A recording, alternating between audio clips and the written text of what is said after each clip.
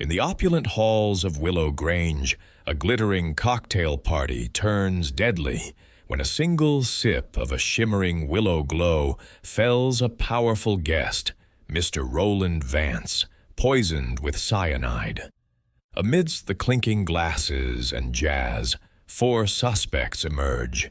The charming host with a contested inheritance, a debt-ridden bartender mixing the fatal drink, a glamorous socialite with faltering ambitions, and a bitter rival nursing a ruined past.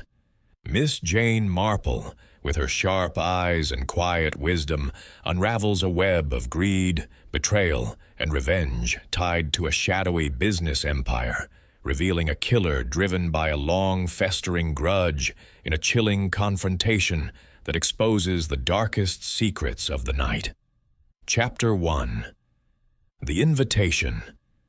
In the serene village of St. Mary Mead, where the hedgerows bloomed with quiet secrets and the church clock ticked with unhurried precision, Miss Jane Marple sat in her drawing room, her delicate hands folded over a piece of embroidery. The late afternoon sun filtered through lace curtains, casting dappled patterns on the worn Persian rug. On the table beside her, among a clutter of teacups and a well-thumbed copy of the Times, lay an envelope of fine vellum, its edges embossed with a subtle crest. It was an invitation, delivered that morning by the village postman, who had lingered longer than necessary, hinting at the grandeur of its sender.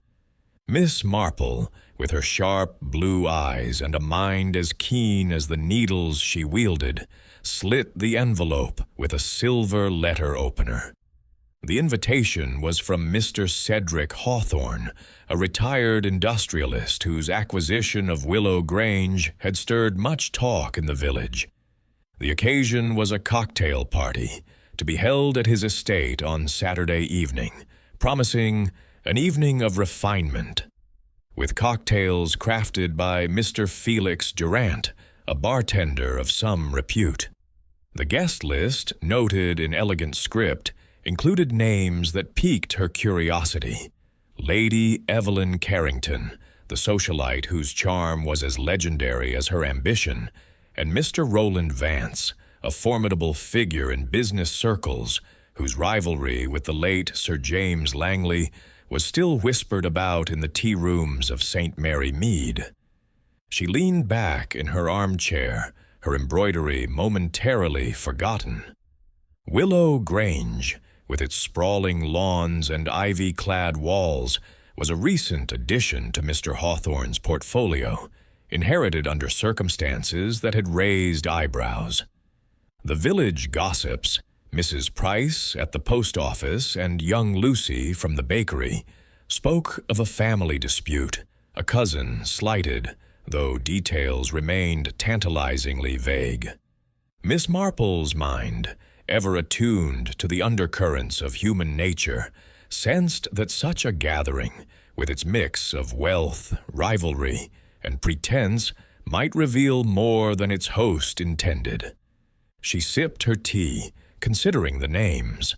Lady Evelyn, whose glittering presence in London society masked a ruthless streak, had been linked to Sir James Langley's shipping ventures, though whether as ally or opportunist was unclear.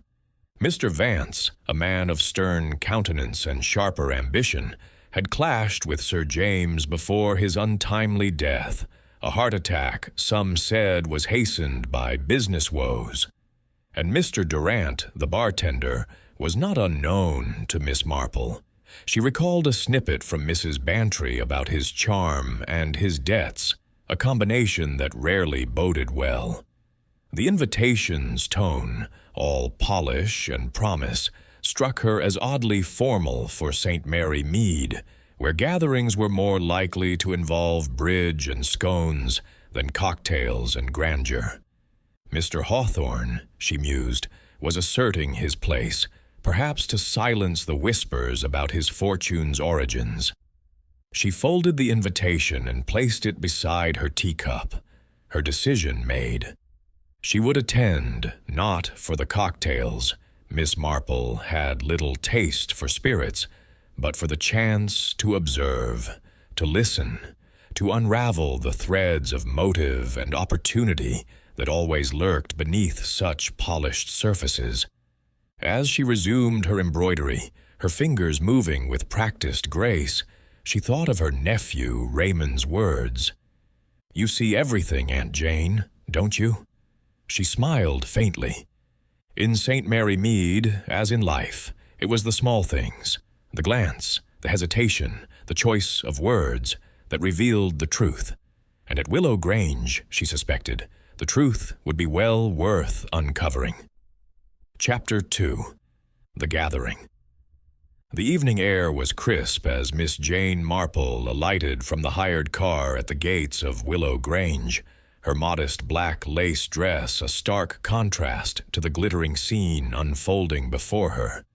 The estate's driveway, lined with ancient yews, glowed under the soft light of lanterns, guiding guests toward the grand Georgian house. Its windows blazed with warmth, and the faint strains of a jazz quartet drifted into the night, mingling with the chatter of arriving guests.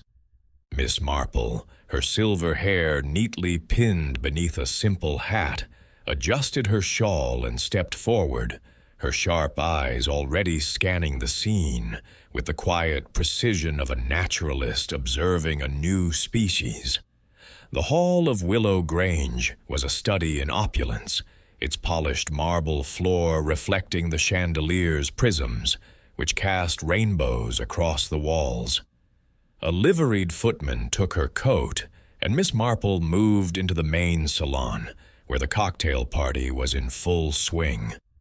The room was a kaleidoscope of color and sound. Women in beaded gowns and men in tailored dinner jackets mingled beneath a ceiling painted with cherubs and clouds. A long table, draped in white damask, held an array of crystal glasses, each filled with Mr. Felix Durant's creations, their hues ranging from amber to a delicate rose. Miss Marple, clutching her small handbag, found a corner near a potted palm and settled in to observe, her presence as unobtrusive as a shadow. Mr. Cedric Hawthorne, the host, stood near the center of the room, his broad shoulders and ruddy complexion betraying a man more accustomed to boardrooms than ballrooms. His smile was warm, but Miss Marple noted the way his eyes darted toward the door, as if expecting an unwelcome arrival. He greeted each guest with a hearty handshake or a gallant bow, his voice booming over the music. "Welcome, welcome," he called to a couple entering from the terrace, his tone just a shade too effusive. Miss Marple wondered if his hospitality masked a deeper unease, perhaps tied to the rumors of his contested inheritance of Willow Grange. At the bar, Mr. Felix Durant was a spectacle in himself. His dark hair was slicked back, and his white jacket gleamed as he shook a cocktail shaker with theatrical flair, drawing admiring glances from the younger guests. His hands moved with the precision of a conjurer, pouring, stirring, and garnishing with a speed that belied the complexity of his craft. "A willow glow, madam?"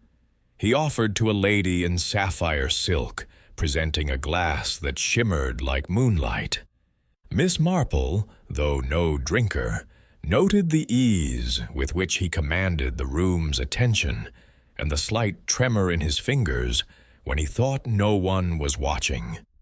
She recalled Mrs. Bantry's tale of his gambling debts, a weakness that could make a man vulnerable to persuasion or blackmail. Among the crowd, Lady Evelyn Carrington was impossible to miss. Her emerald gown clung to her slender frame, and her auburn hair was swept into an elegant chignon adorned with a diamond comb. She laughed, a bright, crystalline sound that drew eyes like moths to a flame. but Miss Marple saw the calculation in her movements. Lady Evelyn's gaze lingered on Mr. Roland Vance, who stood apart, his stern features set in a scowl. Vance, a tall man with iron-gray hair and a military bearing, sipped a whiskey and surveyed the room as if it were a battlefield. His rivalry with the late Sir James Langley had been the stuff of legend, a feud over shipping contracts that had left scars in both boardrooms and drawing rooms. Miss Marple wondered what had brought him here, to a party hosted by a man rumored to have been his reluctant ally. The other guests were a mix of local gentry and city visitors, their conversations a tapestry of gossip, politics, and the latest London scandals. Miss Marple's ears caught fragments, a mention of Sir James's sudden death, a whisper about Lady Evelyn's investments, a sly remark about Mr. Hawthorne's cousin, Mr. Leonard Price, who had yet to make an appearance. She noted the absence of Mr. Price, whose name had surfaced in village talk as a man wronged by family and fortune. His connection to Vance through a failed business venture tied to Sir James intrigued her. She filed it away, like a skein of wool to be unraveled later. As the jazz quartet struck up a lively tune, Mr. Hawthorne clapped his hands, drawing attention. "My dear friends," he announced, his voice carrying over the chatter, "tonight is a celebration of new beginnings. Let us raise a glass to prosperity and good company." The guests obliged, lifting their cocktails in a glittering toast. Miss Marple, holding a glass of lemonade she had quietly requested, watched as Lady Evelyn moved closer to Vance, her smile sharp as a blade. Their exchange was brief but intense, her hand brushing his sleeve before he turned away, his jaw tight. Miss Marple's knitting, tucked into her handbag, would have to wait.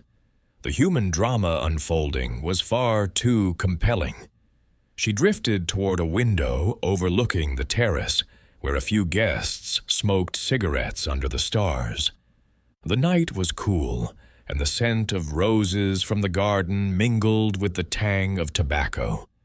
She overheard a young woman, Miss Clara Denby, speaking to her companion, a nervous-looking man named Mr. Forsyth. "I saw her arguing with him earlier," Clara whispered, nodding toward Lady Evelyn. "Something about shares and a deal gone wrong. She looked furious." Mr. Forsyth, mopping his brow, muttered, "Vance isn't one to cross. He's got a temper like steel." Miss Marple's lips pursed slightly. The pieces were beginning to form a pattern, though the design was still obscure.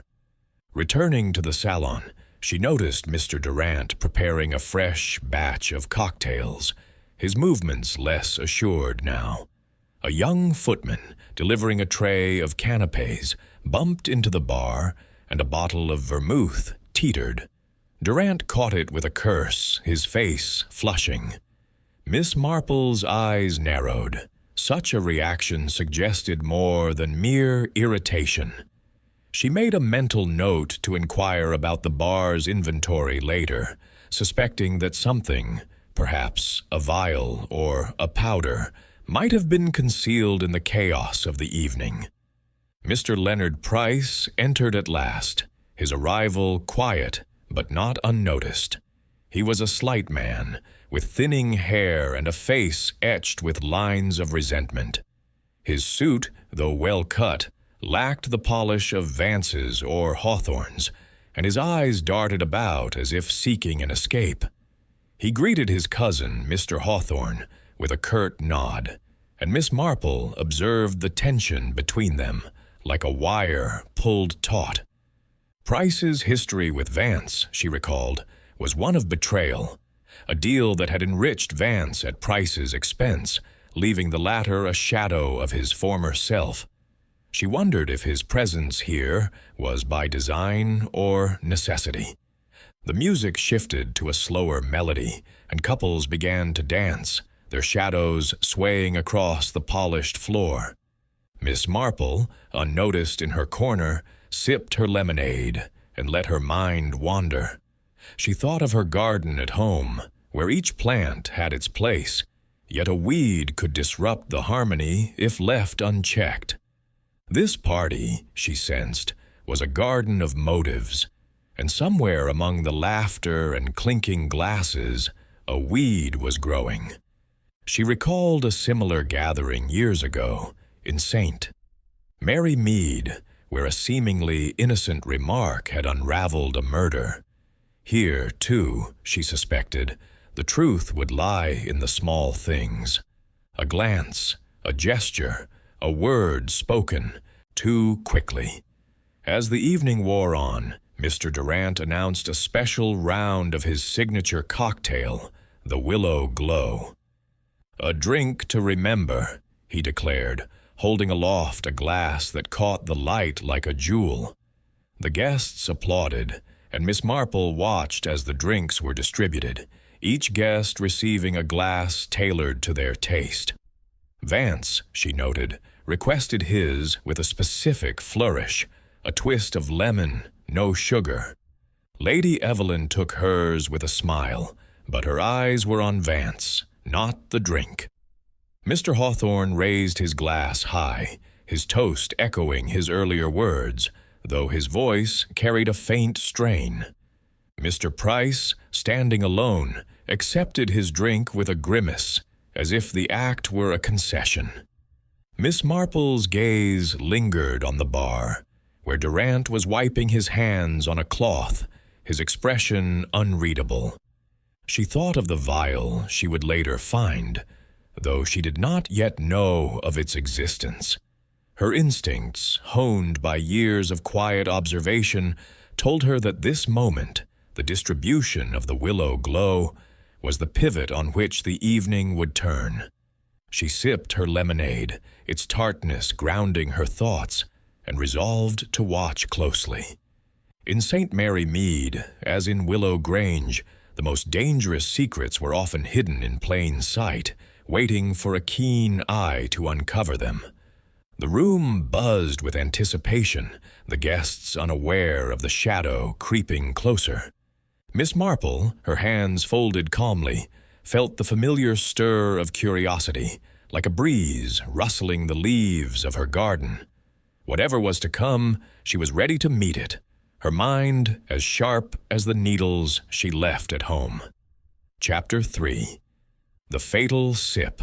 The salon of Willow Grange pulsed with the rhythm of the jazz quartet, the notes weaving through the laughter and clinking glasses like a silken thread. Miss Jane Marple, stationed near the potted palm, her lemonade glass cool against her palm, watched the guests with the quiet intensity of a bird-watcher in a forest of motives. The air was thick with the scent of perfume, cigarette smoke, and the sharp tang of Mr. Felix Durant's cocktails, each served with a flourish that kept the room's attention fixed on the bar. The Willow Glow, Mr. Durant's signature creation, had just been distributed, and the guests held their shimmering glasses aloft, caught in the moment of Mr. Cedric Hawthorne's latest toast. "To new horizons," Mr. Hawthorne declared, his voice robust but tinged with a note Miss Marple's keen ear detected as forced. His ruddy face glistened under the chandelier's light, and his eyes flicked toward Mr. Roland Vance, who stood near the fireplace, his own glass raised with a reluctance that bordered on disdain. Miss Marple noted the subtle tension in Vance's posture, the way his broad shoulders stiffened as he scanned the room, as if sensing a threat in the conviviality.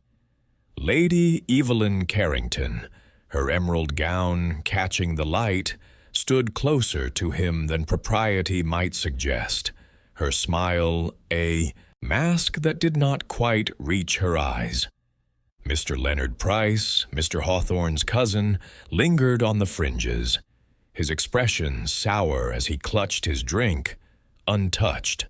The music swelled, and the guests sipped their cocktails, murmurs of approval rising at the willow glow's delicate balance of gin, elderflower, and bitters, its pale luminescence glowing like a promise.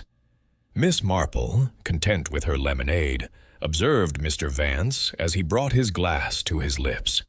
His request for a lemon twist, she recalled, had been specific, almost insistent, and Mr. Durant had complied with a nod, his hands moving deftly behind the bar. Vance took a single, deliberate sip, his face unchanging. Then, as if struck by an unseen blow, his eyes widened, and his hand flew to his throat. The glass slipped from his fingers, shattering on the parquet floor in a spray of crystal and liquid, the sound cutting through the music like a gunshot. A collective gasp rippled through the room. Vance staggered, his face contorting in agony, his breath coming in ragged gasps. He clutched at the fireplace mantel, his knees buckling, and then, with a groan that chilled the air, he collapsed, his body crumpling like a marionette with cut strings. The jazz quartet faltered, the notes trailing off into silence. For a moment, the guests stood frozen, their faces a gallery of shock and fear, the festive mood shattered as surely as the glass at Vance's feet. Miss Marple, her heart quickening but her composure intact, set her lemonade on a nearby table and stepped forward, her small figure cutting through the crowd with surprising authority. "Please, give him space," she said, her voice calm but firm, the voice of one accustomed to quiet command. The guests parted, and she knelt beside Vance, her eyes scanning his ashen face, the unnatural rigidity of his limbs, the faint froth at his lips. She recognized the signs at once. Poison, swift and merciless, likely cyanide, though she would leave that to the experts. Dr. Hayworth, a local physician among the guests, pushed through the crowd, his face grave. He knelt opposite Miss Marple, his fingers searching for a pulse at Vance's wrist, then his neck. After a moment, he looked up, his expression confirming what Miss Marple already suspected. "He's gone," Dr. Hayworth said, his voice low. "Dead within minutes. This was no natural death." A murmur of horror swept the room. Lady Evelyn, her hand pressed to her mouth, backed away, her emerald gown stark against her sudden pallor. Mr. Hawthorne, his earlier joviality vanished, stood rooted, his eyes wide with disbelief.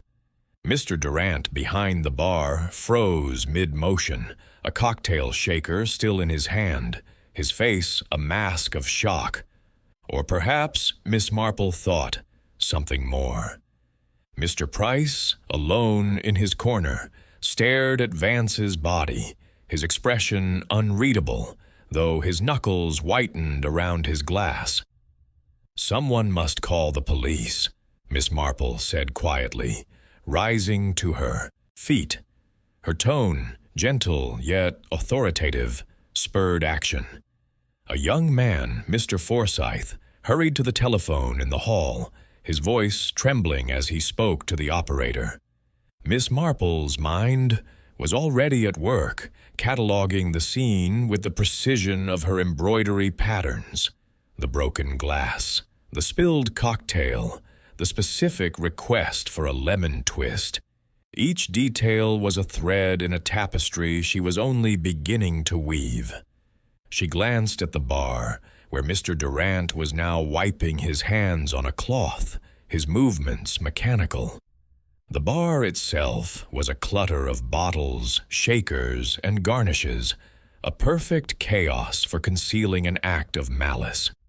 She noted the proximity of the guests to the bar before the toast, recalling how Lady Evelyn had lingered there, ostensibly to fetch a glass of water, and how Mr. Price had passed by, his eyes averted. Mr. Hawthorne, too, had been near, adjusting a tray of canapes with a footman. Any one of them, she mused, could have tampered with the drink, though the why and how remained elusive. The guests began to whisper, their voices rising in a nervous crescendo. "Poison!" a woman exclaimed, clutching her husband's arm. "But who would do such a thing?" another asked, her eyes darting to Mr. Durant. Miss Marple, unobtrusive once more, retreated to her corner, her mind racing. She thought of a case years ago in St. Mary Mead, where a poisoned cup of tea had revealed a web of jealousy and greed. Here, too, she sensed a motive rooted in the past, perhaps tied to the late Sir James Langley, whose shadow loomed over this gathering like an uninvited guest. Mr. Hawthorne, recovering his role as host, attempted to restore order. "Please, everyone, remain calm," he said, though his voice shook. "The police will be here soon. Let us move to the drawing room until they arrive." The guests complied, their movements sluggish, as if reluctant to leave the scene of such horror. Miss Marple, however, lingered, her eyes drawn to the shattered glass on the floor. The willow glow's pale liquid had spread in a pool, its shimmer now sinister. She bent down, careful not to touch, and noted a faint, acrid scent, distinct from the cocktail's floral notes. Cyanide, she was certain, though she would wait for the coroner's report. As the room emptied, she approached the bar, her steps deliberate. Mr. Durant, still standing there, met her gaze, his charm replaced by a wary tension. "A terrible thing, miss," he said, his voice low. "I mixed the drink myself, but I swear it was clean." Miss Marple nodded, her expression kindly but unyielding. "Of course, Mr. Durant," she replied. "But perhaps you might recall who was near the bar before the toast. Even the smallest detail could be helpful." He hesitated, his eyes flickering toward the salon's entrance, where Lady Evelyn's silhouette was just visible. "It was busy," he said at last. "People were coming and going. I didn't notice anything unusual." Miss Marple smiled faintly, sensing the evasion. She thanked him and turned away, her mind already sifting through possibilities. The poison, she reasoned, had been administered in the glass itself, not the cocktail batch, for no other guest showed signs of distress. This suggested a targeted act, a personal vendetta. As she joined the others in the drawing room, she overheard snippets of conversation, speculation about Vance's enemies, whispers about his ruthless business dealings, a mention of Sir James Langley's company, now a battleground for men like Vance and Mr. Price. Miss Marple settled into a chair, her hands folded, her eyes moving from face to face. Lady Evelyn, now composed, was speaking softly to Mr. Forsyth, her words too low to catch. Mr. Hawthorne paced near a window, his fingers drumming on the sill. Mr. Price sat alone, his gaze fixed on the floor, his untouched cocktail still in hand. Inspector Craddock's arrival broke the tension, his brisk efficiency a contrast to the guests' unease. He surveyed the scene, his notebook open, and began questioning Mr. Hawthorne, who recounted the evening's events with a halting sincerity. Miss Marple listened, her mind elsewhere, piecing together the fragments she had gathered. The poison, the glass, the request for a lemon twist, the tensions between Vance and his peers. Each was a clue, but the picture was incomplete. She thought of her garden, where a single misplaced stone could disrupt the harmony. Here, she sensed, the stone was human, and its placement deliberate. As the police cordoned off the salon, Miss Marple slipped away, her steps light on the marble floor. She paused by the bar, her eyes scanning the shelves. And there, behind a bottle of vermouth, she glimpsed something out of place. A small, empty vial, its label smudged but legible, a chemical name she recognized from her reading, one associated with cyanide compounds. She left it untouched, knowing the police would find it, but its presence confirmed her suspicions. This was no accident, but a murder planned with care. Returning to the drawing room, she resumed her quiet vigil, her mind as sharp as the needles she left at home. The night was young, and the secrets of Willow Grange were only beginning to unfold. In St. Mary Mead, as in this grand estate, the truth lay in the details, and Miss Marple was determined to find them.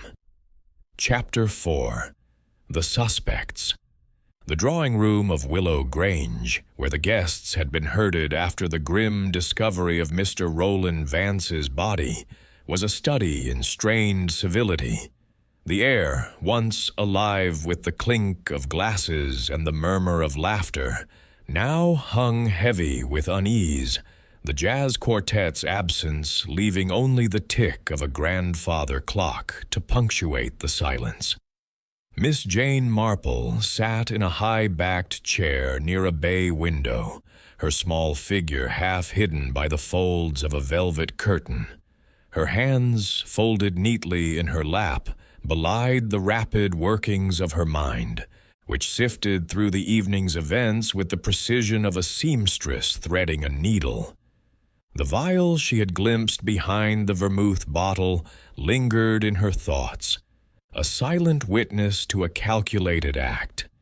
Inspector Craddock, a man whose brisk efficiency Miss Marple had come to respect in past encounters, stood at the room's center, his notebook open, his eyes scanning the assembled guests. His presence, solid and reassuring, did little to quell the undercurrent of fear that rippled through the room. The guests, their finery now seeming out of place, clustered in small groups, their whispers sharp with speculation. Miss Marple observed them all, her gaze lingering on the four figures who, by circumstance or suspicion, stood out as the most likely architects of Mr. Vance's demise. Mr. Cedric Hawthorne, the host, paced near the fireplace, his earlier bonhomie replaced by a restless agitation. His broad face, flushed from the evening's exertions, was now pale, and his hands tugged at his cuffs as if seeking an anchor. He had been the one to propose the fatal toast, Miss Marple recalled, and his proximity to the bar throughout the evening gave him opportunity, if not motive. She thought of the village gossip about his inheritance of Willow Grange, a windfall that had estranged him from his cousin. Could Mr. Vance, with his sharp business acumen, have posed a threat to that inheritance? Miss Marple's eyes narrowed slightly, noting the way Mr. Hawthorne avoided looking at the door to the salon, where the police were now examining the scene. Mr. Felix Durant, the bartender, leaned against a sideboard, his white jacket slightly rumpled, his charm dimmed by the weight of scrutiny. He had mixed the willow glow that killed Mr. Vance, and his hands, so deft with a cocktail shaker, had been the last to touch the fatal glass. Miss Marple remembered his fleeting look of unease when she had questioned him about the bar's activity, and she pondered the rumors of his gambling debts. A man in debt, she knew from experience, was a man who could be persuaded or coerced. Yet his insistence that the drink was clean rang with a sincerity she could not entirely dismiss. She wondered if he had been an unwitting pawn, his role in the evening's tragedy orchestrated by another. Lady Evelyn Carrington sat on a brocade sofa, her emerald gown pooling around her like a spilled jewel. Her composure had returned, but Miss Marple saw the tension in her posture, the way her fingers toyed with a pearl bracelet. Lady Evelyn's earlier exchange with Mr. Vance, brief but heated, had not gone unnoticed, nor had her presence near the bar before the toast. Her reputation as a socialite with a knack for turning charm into profit suggested a motive tied to ambition, perhaps linked to the shipping ventures once controlled by Sir James Langley. Miss Marple recalled a snippet from a London acquaintance about Lady Evelyn's investments, which had faltered after Sir James's death. Had Mr. Vance held the key to her financial recovery, or her ruin? Mr. Leonard Price, Mr. Hawthorne's cousin, stood apart, his slight frame almost swallowed by the room's grandeur. His thinning hair and lined face spoke of a life marked by disappointment, and his eyes, when they met Miss Marple's, held a flicker of defiance. The village whispers painted him as a man wronged, first by his cousin's inheritance, and then by Mr. Vance's business maneuvers, which had cost him dearly in a deal tied to Sir James's empire. His late arrival at the party, his reluctance to engage, and his proximity to the bar all pointed to opportunity, if not intent. Miss Marple noted his untouched cocktail, still clutched in his hand, as if it were a shield or a prop. Inspector Craddock began his questioning, his voice steady but firm. "Mr. Hawthorne," he said, turning to the host, "can you account for your movements before the toast?" Mr. Hawthorne stopped pacing, his hands clenching. "I was mingling, welcoming guests," he said. "I checked on the canapes, spoke with Felix about the drinks. I had no reason to harm Roland." His voice wavered on the last word, and Miss Marple wondered if it was grief or fear that shook him. The inspector moved to Mr. Durant, who straightened, his charm resurfacing like a reflex. "I mixed the willow glow, as I always do," he said, his tone smooth, but his eyes guarded. "Mr. Vance asked for a lemon twist. No sugar.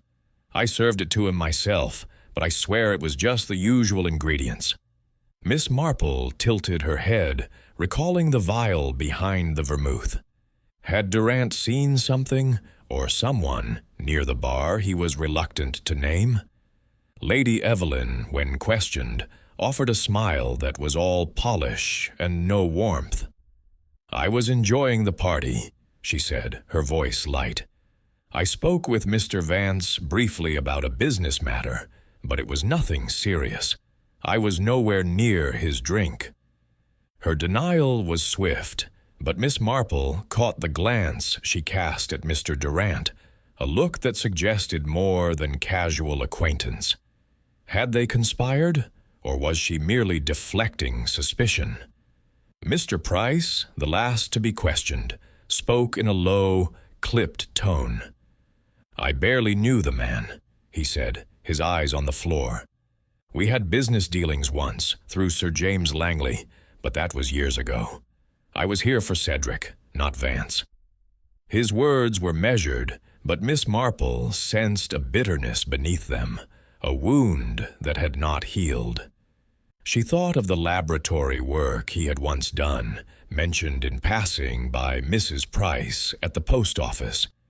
Access to chemicals, perhaps even cyanide, would not have been difficult for a man of his background. As the inspector continued his inquiries, Miss Marple slipped from the drawing room, her steps soft on the marble floor. The salon, now cordoned off by a young constable, was quiet, the air still heavy with the scent of spilled cocktail and death. She paused at the threshold, her eyes drawn to the bar, where the vial she had seen earlier remained undisturbed. She did not touch it, knowing the police would find it soon enough, but its presence confirmed her suspicion. The poison had been added to Mr. Vance's glass, not the cocktail batch, for no other guest had fallen ill. This was a murder of precision, born of a personal grudge. She returned to the drawing-room where the guests' whispers had grown bolder. "It must be the bartender," Miss Clara Denby said to Mr. Forsyth, her voice low but audible. "He's the one who made the drink." Mr. Forsyth shook his head. Vance had enemies. It could be anyone. Miss Marple, resuming her seat, thought of a similar case in St. Mary Mead, where a poisoned letter had revealed a family's hidden resentments. Here, too, she sensed a tangle of motives: greed, revenge, ambition, all rooted in the shadow of Sir James Langley's legacy. She watched Mr. Hawthorne, whose pacing had slowed, his eyes now fixed on his cousin, Mr. Price. She noted Lady Evelyn's careful avoidance of Mr. Durant's gaze and Mr. Durant's own restless movements, as if he longed to flee. Mr. Price, still clutching his untouched drink, seemed to shrink into himself, his silence louder than any protest. Miss Marple's mind turned to the vial, the lemon twist, the heated exchange between Lady Evelyn and Vance. Each was a piece of a puzzle, and she was determined to fit them together. As Inspector Craddock concluded his initial questions, promising to return with more, Miss Marple leaned back, her hands folded. The night was far from over, and the secrets of Willow Grange were only beginning to surface. In her quiet corner, she felt the familiar stir of intuition, like a breeze rustling her garden's leaves. The truth, she knew, was there, hidden in the glances and silences, waiting for her to uncover it. Chapter 5. The Bartender's Tale.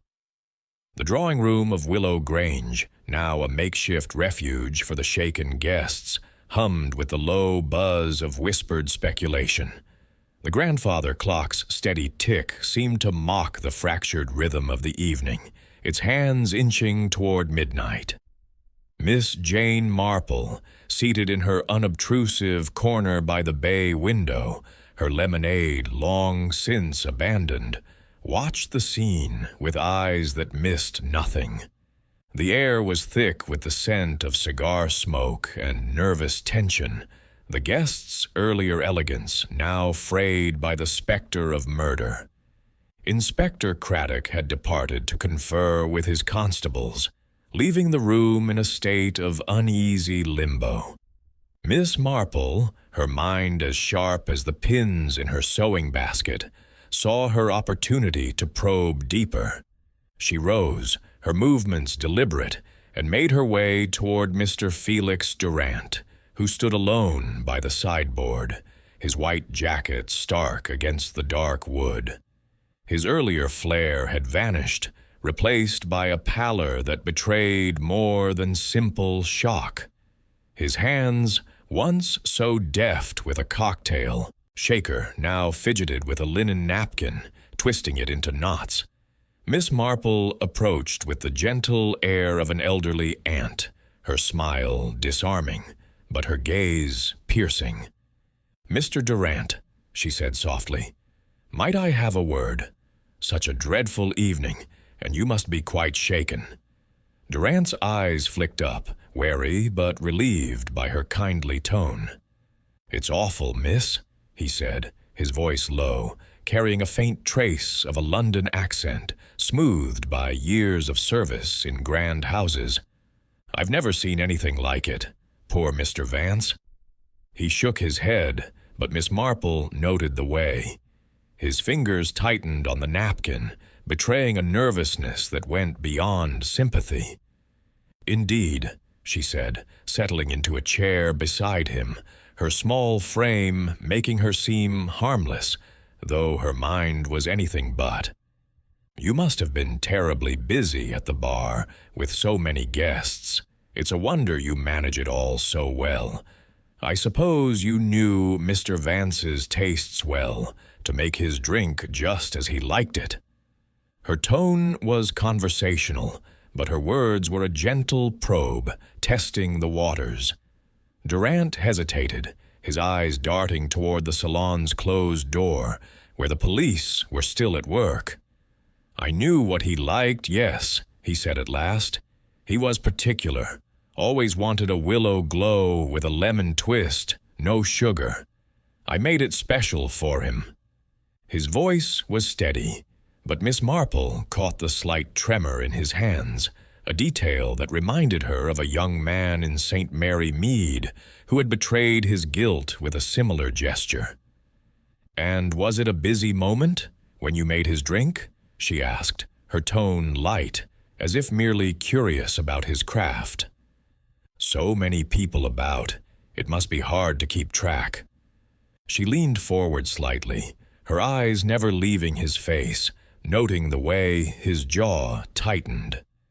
"It was hectic," he admitted, loosening his grip on the napkin. "People were coming up for drinks, chatting, asking for this or that. I was focused on the mixing, you know? Didn't notice much else." He paused, then added almost too quickly, "But I swear, miss, I put nothing in that drink but what was meant to be there. Gin, elderflower, bitters, and the lemon twist. That's all."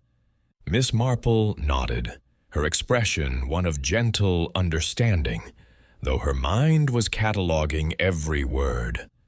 "Of course, Mr. Durant," she said, "no one could doubt your skill.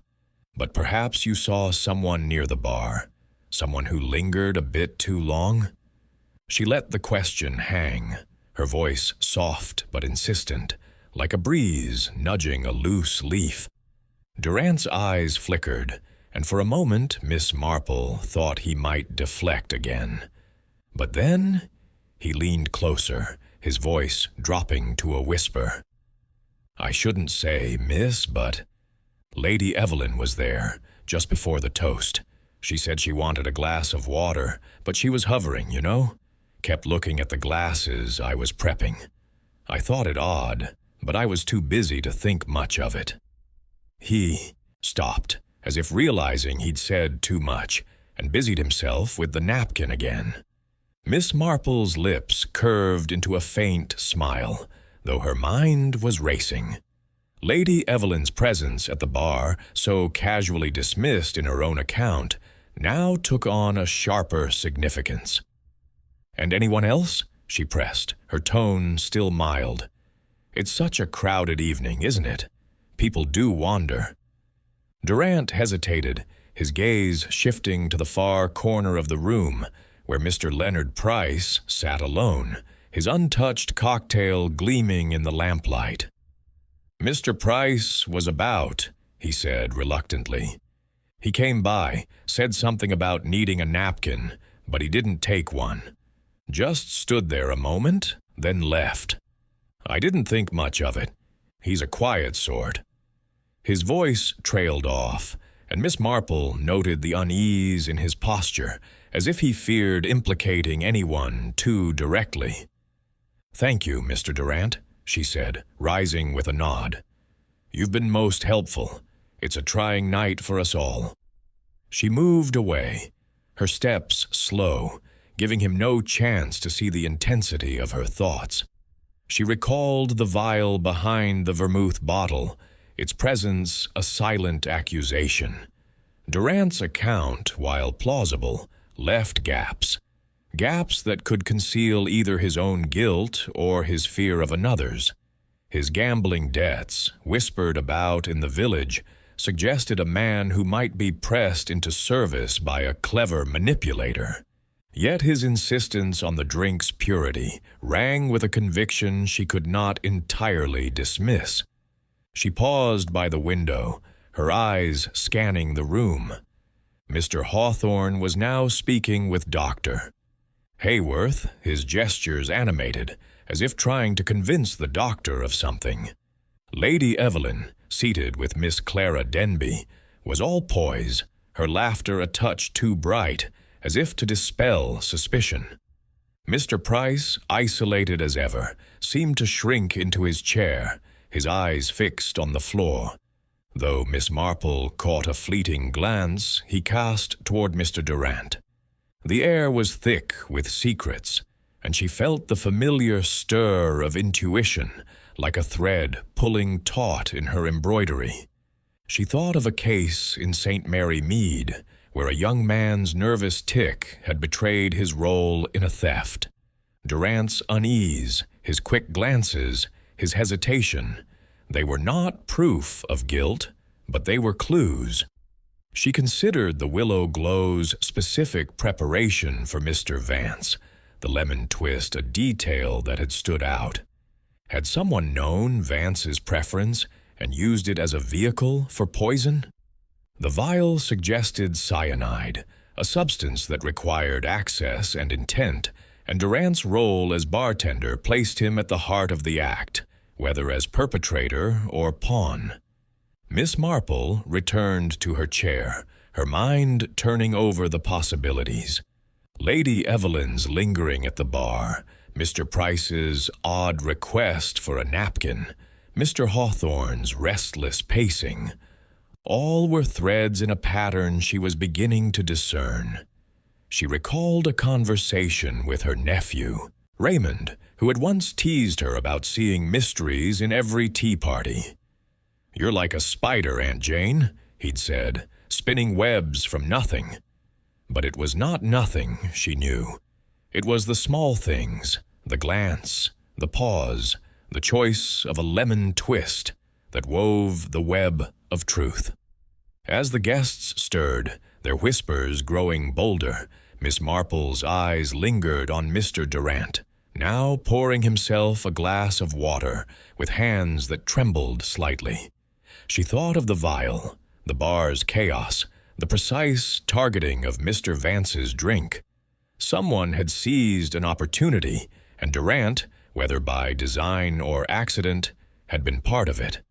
She resolved to speak with Lady Evelyn and Mr. Price next, to test their accounts against Durant's. The night was long, and the secrets of Willow Grange were only beginning to unravel, like a skein of wool yielding to patient fingers. Chapter 6. The Host's Burden. The drawing-room of Willow Grange, with its heavy drapes and flickering lamplight, seemed to close in on the guests as the night deepened, the air thick with the weight of unspoken fears. The grandfather clock chimed 1, its solemn notes a reminder of time's relentless march, indifferent to the tragedy that had unfolded. Miss Jane Marple, seated in her corner by the bay window, her small hands folded over her handbag, watched the room with the quiet vigilance of a gardener tending a delicate bloom. The guests, their earlier elegance now tarnished by shock, shifted uneasily, their whispers a low hum beneath the occasional creak of the house settling.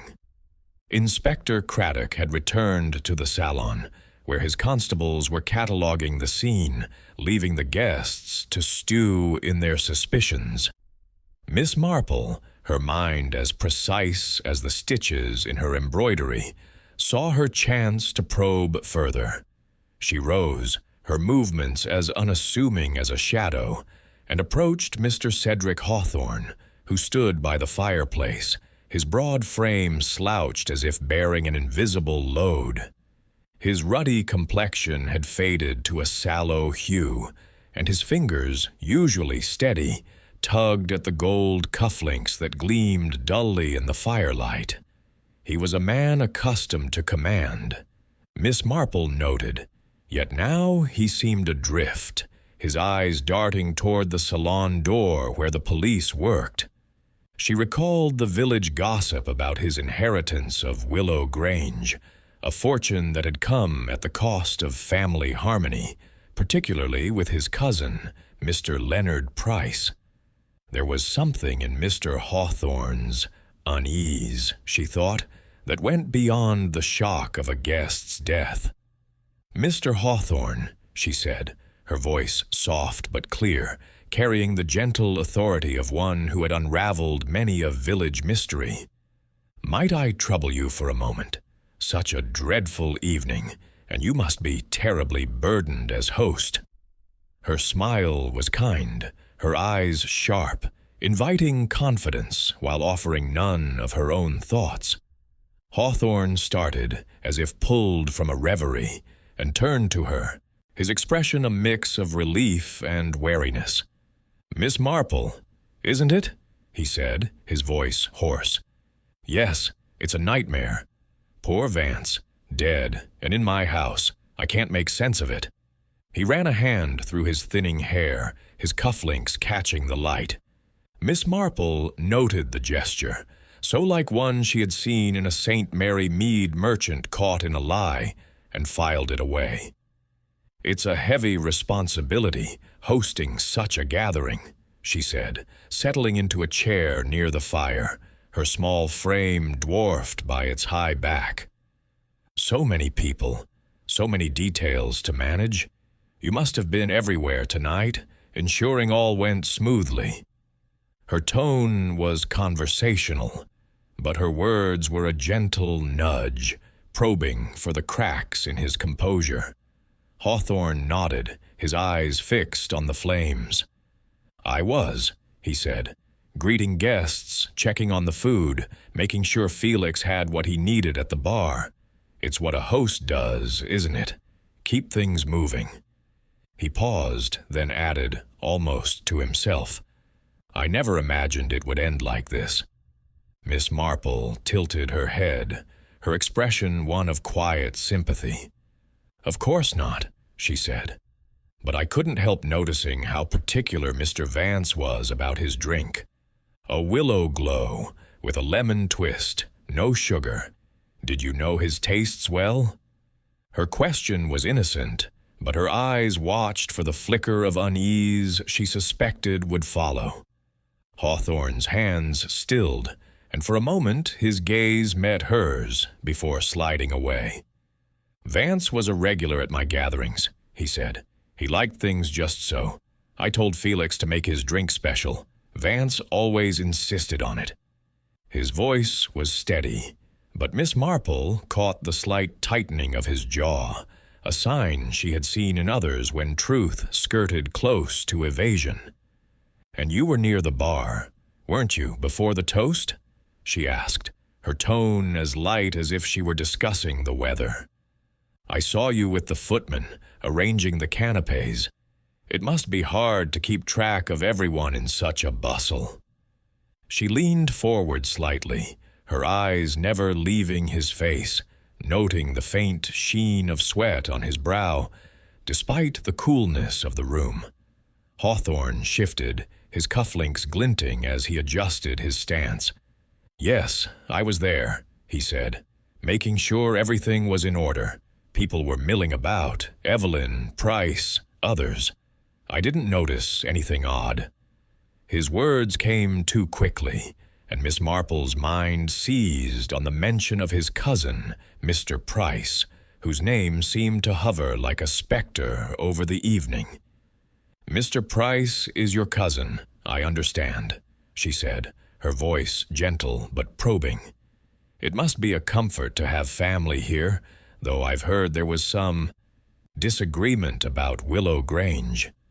She let the statement hang, her eyes soft but unyielding, inviting him to fill the silence. Hawthorne's face darkened, and for a moment she thought he might deflect. But then he sighed, his shoulders sagging. "Leonard's always been bitter," he said, his voice low. "He thought the estate should have been his, some old promise from our uncle. But it was mine, fair and square. He's never let it go." He paused, then added, "And Vance. Well, Vance was pressuring me to sell my shares in a venture we had together, something tied to Sir James Langley's company. I refused, but it made things tense." Miss Marple's lips pursed slightly, her mind weaving this new thread into the pattern. The inheritance, the business venture, the tension with Mr. Vance, all pointed to motives that could fester into something darker. She recalled a case in St. Mary Mead, where a disputed will had led to a poisoned scone, the culprit driven by a similar sense of betrayal. "That must have been difficult," she said, her tone soothing. And Mr. Price, was he close to Mr. Vance in their business dealings? Hawthorne's eyes narrowed, and he hesitated before answering. "They had history," he said at last. "Leonard lost a fortune when Vance outmaneuvered him in a deal years ago. He blamed Vance, and Sir James too, before he died.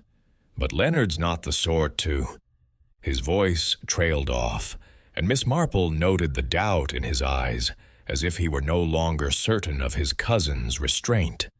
She nodded, her expression one of gentle understanding, though her thoughts were racing. The vial behind the vermouth bottle, the specific preparation of Mr. Vance's drink, the presence of Mr. Hawthorne near the bar. All were pieces of a puzzle, and now the rift with Mr. Price added a new dimension. She thought of the way Mr. Hawthorne avoided his cousin's gaze in the drawing room, the unspoken tension between them. Could loyalty to family have blinded him to a darker intent, or was his own unease a sign of complicity? "Thank you, Mr. Hawthorne," she said, rising with a smile. "You've been most kind to indulge an old lady's curiosity. I'm sure the police will sort this out." She moved away, her steps slow, giving him no hint of the calculations behind her placid demeanor. As she returned to her chair, she glanced at the room's other occupants. Lady Evelyn, now sipping a glass of water, was watching Mr. Durant with a guarded expression. Mr. Durant, in turn, was polishing a glass with unnecessary vigor, his eyes avoiding the crowd. Mr. Price, still isolated, had set his untouched cocktail on a side table, his hands clasped tightly in his lap. Miss Marple's mind turned to the business venture Mr. Hawthorne had mentioned, a thread that linked him, Mr. Vance, and Mr. Price to the late Sir James Langley. She recalled a snippet from Mrs. Bantry about Sir James's shipping empire, a labyrinth of deals and rivalries that had left many casualties in its wake. Mr. Hawthorne's refusal to sell his shares suggested a motive for Mr. Vance, but also for Mr. Price, whose loss in a similar deal had been catastrophic. The vial, she mused, could have been placed by any of them, though Mr. Hawthorne's access to the bar and his knowledge of Mr. Vance's preferences made him a figure worth watching. She settled back into her chair, her eyes moving from face to face. The room was a tapestry of motives, each thread, greed, resentment, ambition, woven tightly around the memory of Sir James Langley. She thought of her garden in St. Mary Mead, where a single weed could choke a rose if left unchecked. Here, the weed was human, and its roots ran deep. Miss Marple's fingers itched for her knitting, a rhythm that often helped her think, but her handbag held only her observations, and they would have to suffice. As the guests stirred, their voices rising in nervous chatter, Miss Marple's gaze lingered on Mr. Hawthorne, now speaking quietly with Dr. Hayworth, his gestures less animated than before. She sensed he was holding something back, a secret tied to his cousin or his business with Mr. Vance. The truth, she knew, was close, hidden in the small details, the cufflinks, the hurried words, the shadow of a family feud. She resolved to speak with Mr. Price next, to test his bitterness against Mr. Hawthorne's account. The night was far from over, and the secrets of Willow Grange were waiting to be unraveled, like a knot yielding to patient fingers. Chapter 7. The Socialite's Secrets. The drawing room of Willow Grange, bathed in the dim glow of lamplight, seemed to pulse with the weight of secrets as the night stretched toward the early hours. The grandfather clock, its relentless ticking a counterpoint to the guests' subdued murmurs, marked the passage of time with indifferent precision. Miss Jane Marple, ensconced in her corner by the bay window, her small figure half hidden by the velvet curtain, observed the room with the quiet intensity of a chess player studying a board. The guests, their earlier poise eroded by the shock of Mr. Roland Vance's death, shifted restlessly, their faces a gallery of unease. Inspector Craddock's absence, as he oversaw the police work in the salon, left a void that Miss Marple intended to fill with her own gentle inquiries. Her eyes settled on Lady Evelyn Carrington, who sat on the brocade sofa, her emerald gown a vivid splash against the muted tones of the room. The socialite's composure had returned, her auburn hair gleaming under the lamplight, her pearl bracelet catching the eye as she gestured animatedly to Miss Clara Denby. Yet Miss Marple, with her knack for seeing beyond the surface, noted the tension in Lady Evelyn's posture. The way her fingers twisted the bracelet, the fleeting glances she cast toward Mr. Felix Durant at the sideboard. The bartender's earlier admission that Lady Evelyn had lingered near the bar before the fatal toast hung in Miss Marple's mind like a loose thread, begging to be tugged. She rose, her black lace dress rustling softly, and approached Lady Evelyn with the air of an elderly aunt seeking a chat about the weather. "Lady Evelyn," she said, her voice warm but laced with a subtle firmness, "might I join you for a moment? Such a dreadful evening, and I imagine it's quite a strain for someone of your standing." Her smile was disarming, but her eyes were sharp, watching for the flicker of unease she suspected would follow. Lady Evelyn turned, her smile as polished as her diamonds, though it faltered slightly at Miss Marple's approach. "Miss Marple, isn't it?" she said, her voice a melodic drawl. "How kind of you to be concerned. Yes, it's been a shocking night. Poor Mr. Vance, I can scarcely believe it." She gestured to the seat beside her, and Miss Marple settled in, her small handbag resting on her lap like a shield. "It's quite unthinkable," Miss Marple agreed, her tone sympathetic. "A party so full of life, and then such a tragedy. I couldn't help noticing you were speaking with Mr. Vance earlier. You must have known him well."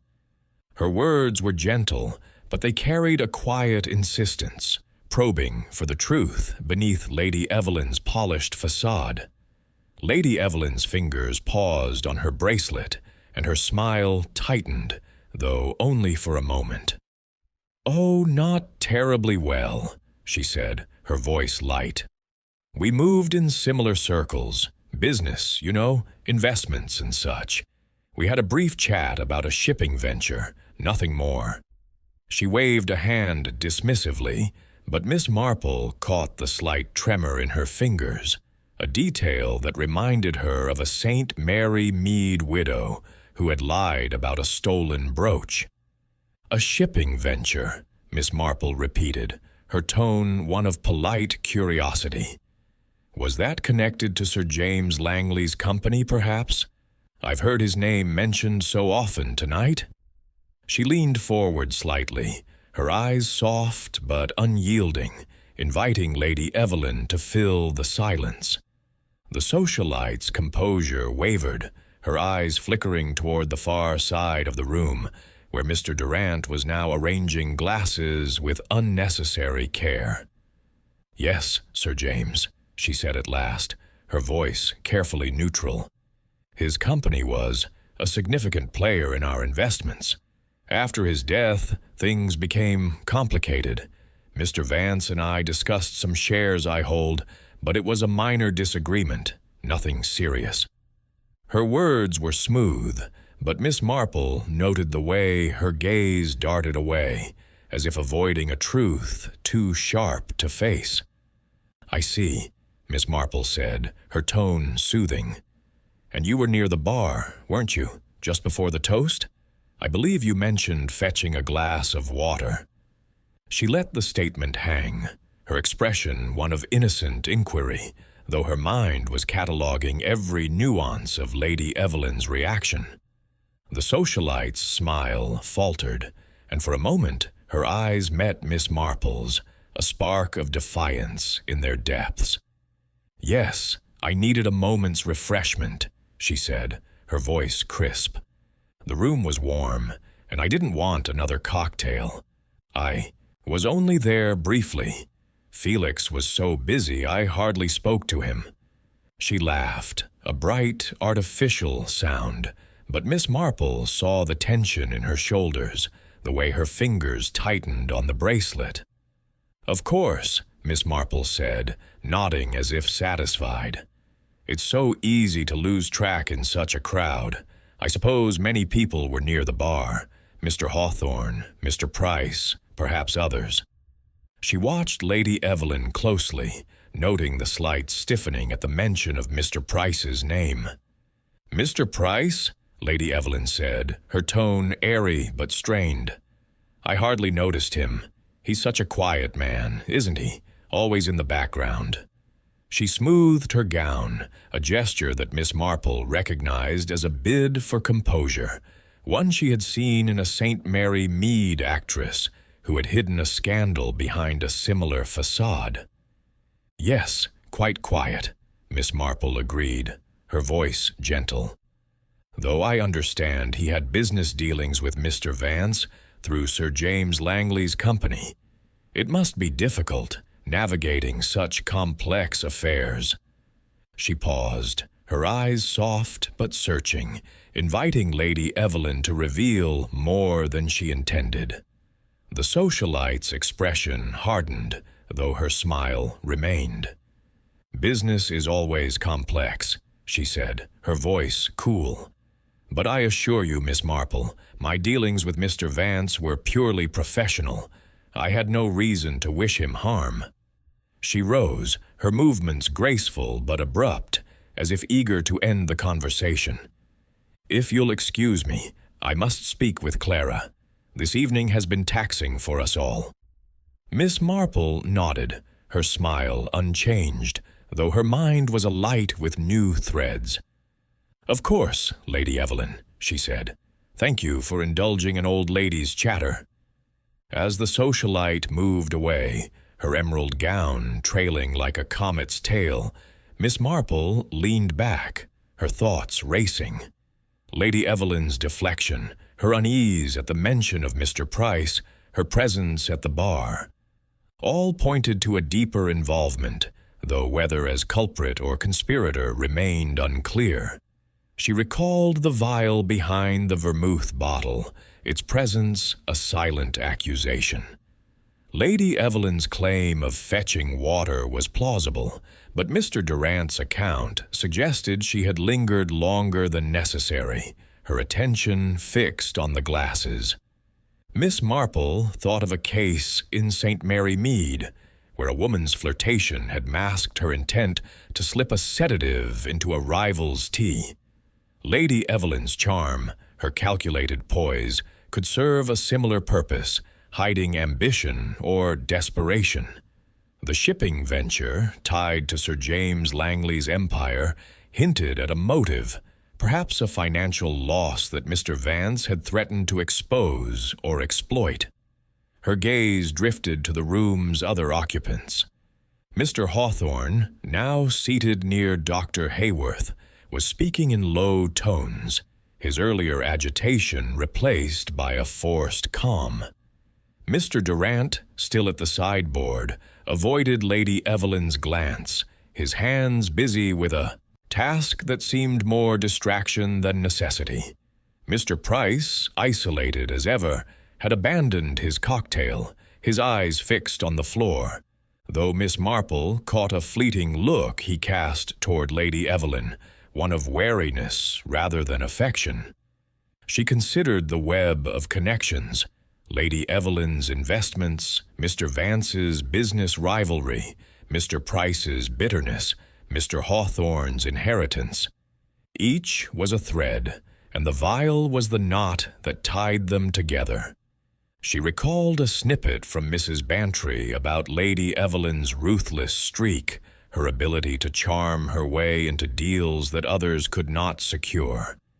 Had she seen Mr. Vance as a threat to her ambitions, or had she acted on another's behalf, perhaps Mr. Durant's, whose debts might make him a willing accomplice? Miss Marple's fingers itched for her knitting, the rhythm that often clarified her thoughts, but she contented herself with folding her hands, her mind weaving the pattern. Lady Evelyn's secrets, she sensed, were close to the surface, hidden behind her polished exterior. She resolved to speak with Mr. Price next, to test his account against Lady Evelyn's and Mr. Hawthorne's. The truth, she knew, lay in the small things, the bracelet, the forced laugh, the glance toward the bar. In St. Mary Mead, as in Willow Grange, it was the quiet details that revealed the heart of a mystery, and Miss Marple was determined to uncover them. Chapter 8. The Rival's Motive. The drawing-room of Willow Grange, shrouded in the dim glow of lamplight, seemed to hold its breath as the night edged toward dawn. The grandfather clock's steady chime, marking 1:30, cut through the hushed murmurs of the guests, who sat in uneasy clusters, their elegance frayed by the weight of murder. Miss Jane Marple, her small figure tucked into the corner by the bay window, her black lace dress blending with the shadows, watched the room with the quiet intensity of a weaver studying a loom. The air was heavy with the scent of wax and worry, the guests' faces etched with fatigue and suspicion. Inspector Craddock, still occupied with his constables in the salon, had left the drawing-room in a state of restless anticipation, and Miss Marple, her mind as sharp as the pins in her sewing basket, seized the moment to pursue the next thread in her tapestry of clues.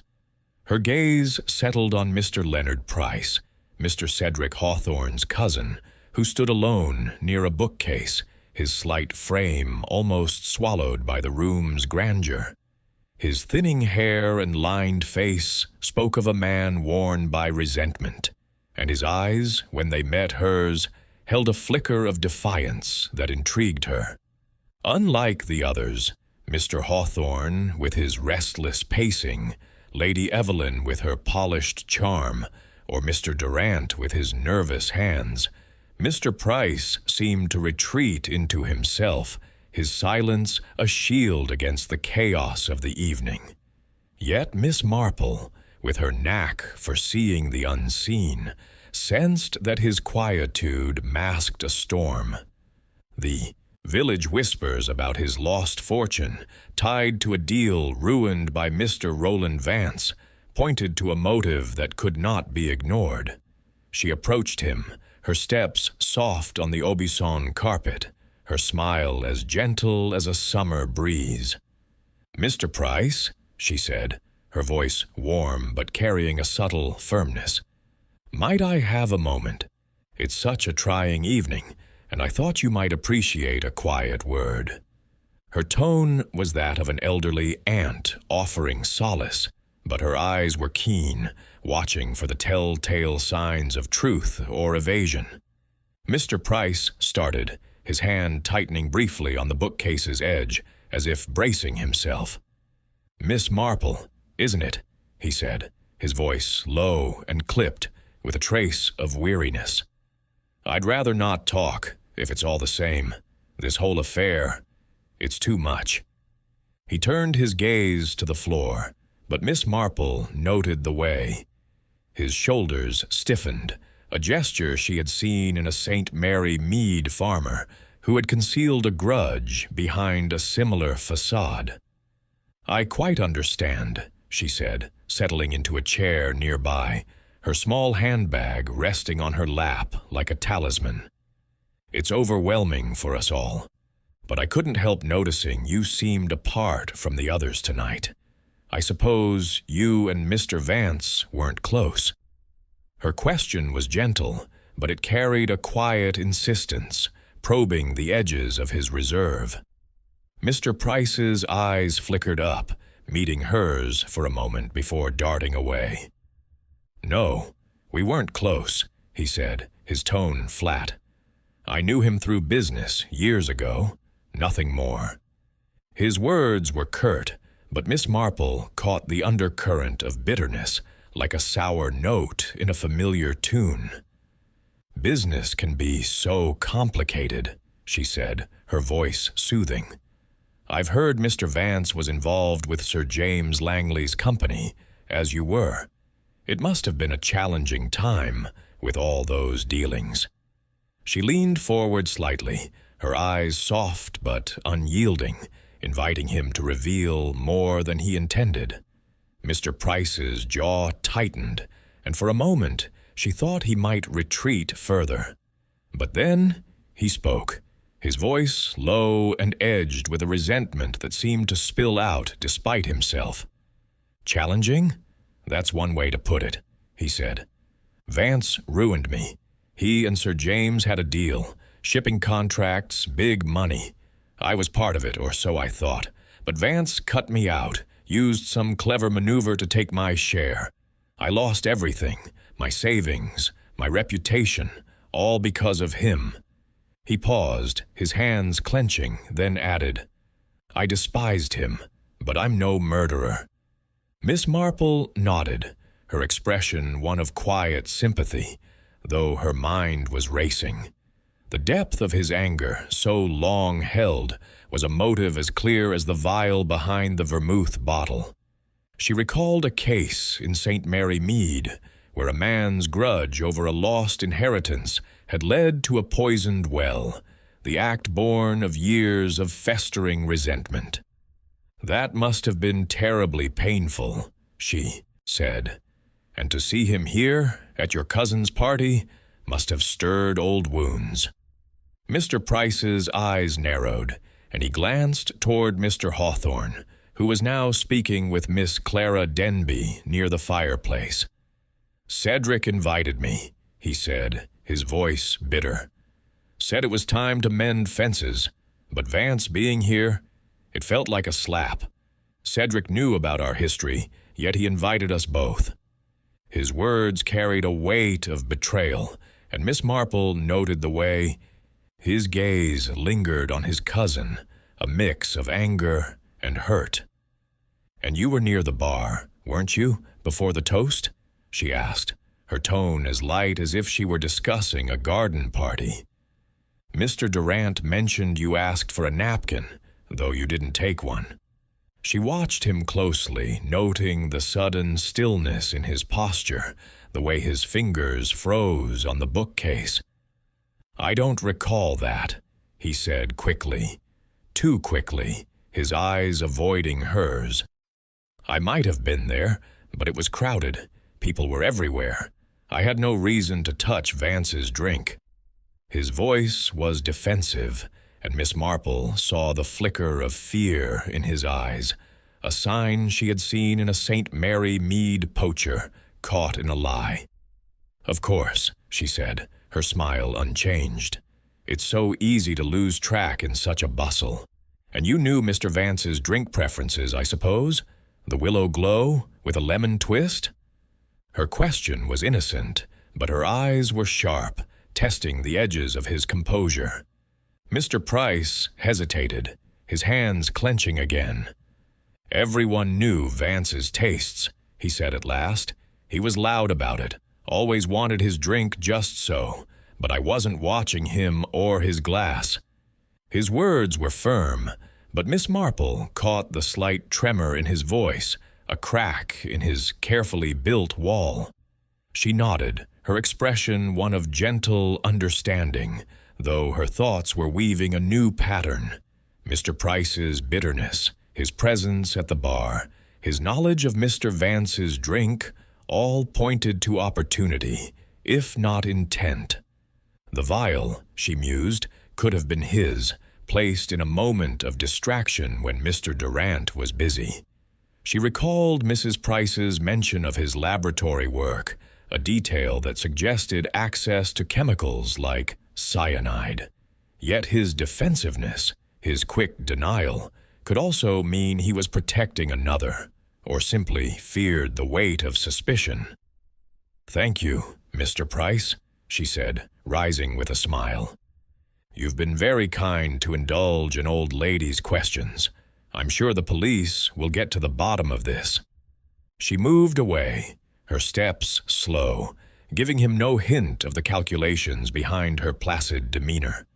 As she returned to her chair, her eyes scanned the room. Mr. Hawthorne, now alone, was staring into the fire, his face etched with worry. Lady Evelyn, speaking with Dr. Hayworth, cast a fleeting glance toward Mr. Price, her expression unreadable. Mr. Durant, still at the sideboard, was polishing a glass with a focus that seemed more avoidance than necessity. Miss Marple's mind turned to the web of motives. Mr. Price's ruined fortune, Lady Evelyn's ambitions, Mr. Hawthorne's inheritance, Mr. Durant's debts. Each was a thread, and the vial was the knot that bound them. She thought of a case in St. Mary Mead, where a man's quiet resentment had erupted in a sudden act of violence, the motive hidden in years of silent suffering. Mr. Price's anger, so raw and unhealed, made him a figure to watch, though she wondered if his role was that of perpetrator or pawn. She settled back into her chair, her hands folded, her eyes moving from face to face. The room was a tapestry of secrets, and Mr. Price's bitterness was a vivid thread, one that could lead to the heart of the mystery, or to another's guilt. She resolved to revisit the salon, to examine the bar more closely when the police allowed. The truth, she knew, lay in the small things. The untouched cocktail, the defensive glance, the shadow of a lost fortune. In St. Mary Mead, as in Willow Grange, it was the quiet details that unraveled the darkest deeds, and Miss Marple was determined to find them. Chapter 9. The Clue in the Glass. The drawing-room of Willow Grange, its heavy drapes muffling the faint stirrings of dawn beyond the windows, seemed to hold the guests in a suspended state, their whispers now faded to a weary silence. The grandfather clock, its chime marking 2 in the morning, stood as a sentinel over the room's uneasy calm. Miss Jane Marple, her small figure nestled in the corner by the bay window, her black lace dress blending with the shadows, watched the remaining guests with the quiet vigilance of a gardener, inspecting her roses for blight. The air was stale with the scent of spent candles and lingering fear, and the absence of Inspector Craddock, still occupied in the salon with his constables, left the room steeped in a tense anticipation. Miss Marple, her mind as precise as the stitches in her embroidery, saw her chance to revisit the scene of the crime, where the smallest detail might unravel the mystery of Mr. Roland Vance's death. She slipped from the drawing-room, her steps soft on the marble floor of the hall, her presence unnoticed by the guests, who were too absorbed in their own unease to mark her departure. The salon, now dimly lit by a single lamp, was guarded by a young constable, his face pale but resolute. Miss Marple approached with a disarming smile, her voice gentle as she spoke. "Good evening, officer," she said, though the hour made the greeting absurd. "I wonder if I might have a quick look at the salon? I seem to have misplaced my handkerchief, and it's such a sentimental old thing." Her tone was apologetic, her eyes twinkling with the harmless charm of an elderly aunt, though her intent was anything but frivolous. The constable hesitated, his duty warring with her kindly demeanor, but her air of quiet authority won out. "Just a moment, ma'am," he said, stepping aside. Don't touch anything, mind." Miss Marple nodded, her smile unwavering, and entered the salon, her eyes immediately drawn to the spot where Mr. Vance had fallen. The shattered remnants of his glass lay cordoned off, the spilled willow glow now a dried stain on the parquet floor, its faint shimmer a ghostly reminder of the evening's tragedy. She moved toward the bar, her steps deliberate, her gaze sweeping the cluttered surface. Bottles of gin, vermouth, and elderflower liqueur, a bowl of lemon twists, a scattering of cocktail shakers. The vial she had glimpsed earlier, tucked behind a bottle of vermouth, was gone, no doubt collected by Inspector Craddock's team. Yet its absence only sharpened her focus, for she knew it had contained a trace of cyanide, the poison that had claimed Mr. Vance's life. She bent closer, careful not to disturb the scene, and examined the area where the vial had been. A faint residue, barely visible in the dim light, clung to the shelf, a powdery trace that confirmed her suspicions. Cyanide, she knew from her reading, was odorless in small quantities but deadly in a single dose, and its presence in Mr. Vance's glass suggested a precision that ruled out accident. Miss Marple's eyes moved to the floor, where the broken glass lay in jagged pieces, the lemon twist curled among them like a discarded ribbon. She recalled Mr. Vance's specific request, a willow glow, no sugar, with a lemon twist, and the way Mr. Felix Durant had prepared it with practiced ease. The poison, she reasoned, must have been added to the glass itself, for no other guest had fallen ill. The bar's chaos, with its flurry of guests and distractions, had provided the perfect cover for such an act. She thought of a case in St. Mary Mead, where a poisoned jam tart had been slipped onto a plate during a crowded tea party, the culprit relying on the bustle to conceal their deed. She straightened, her mind turning to the suspects.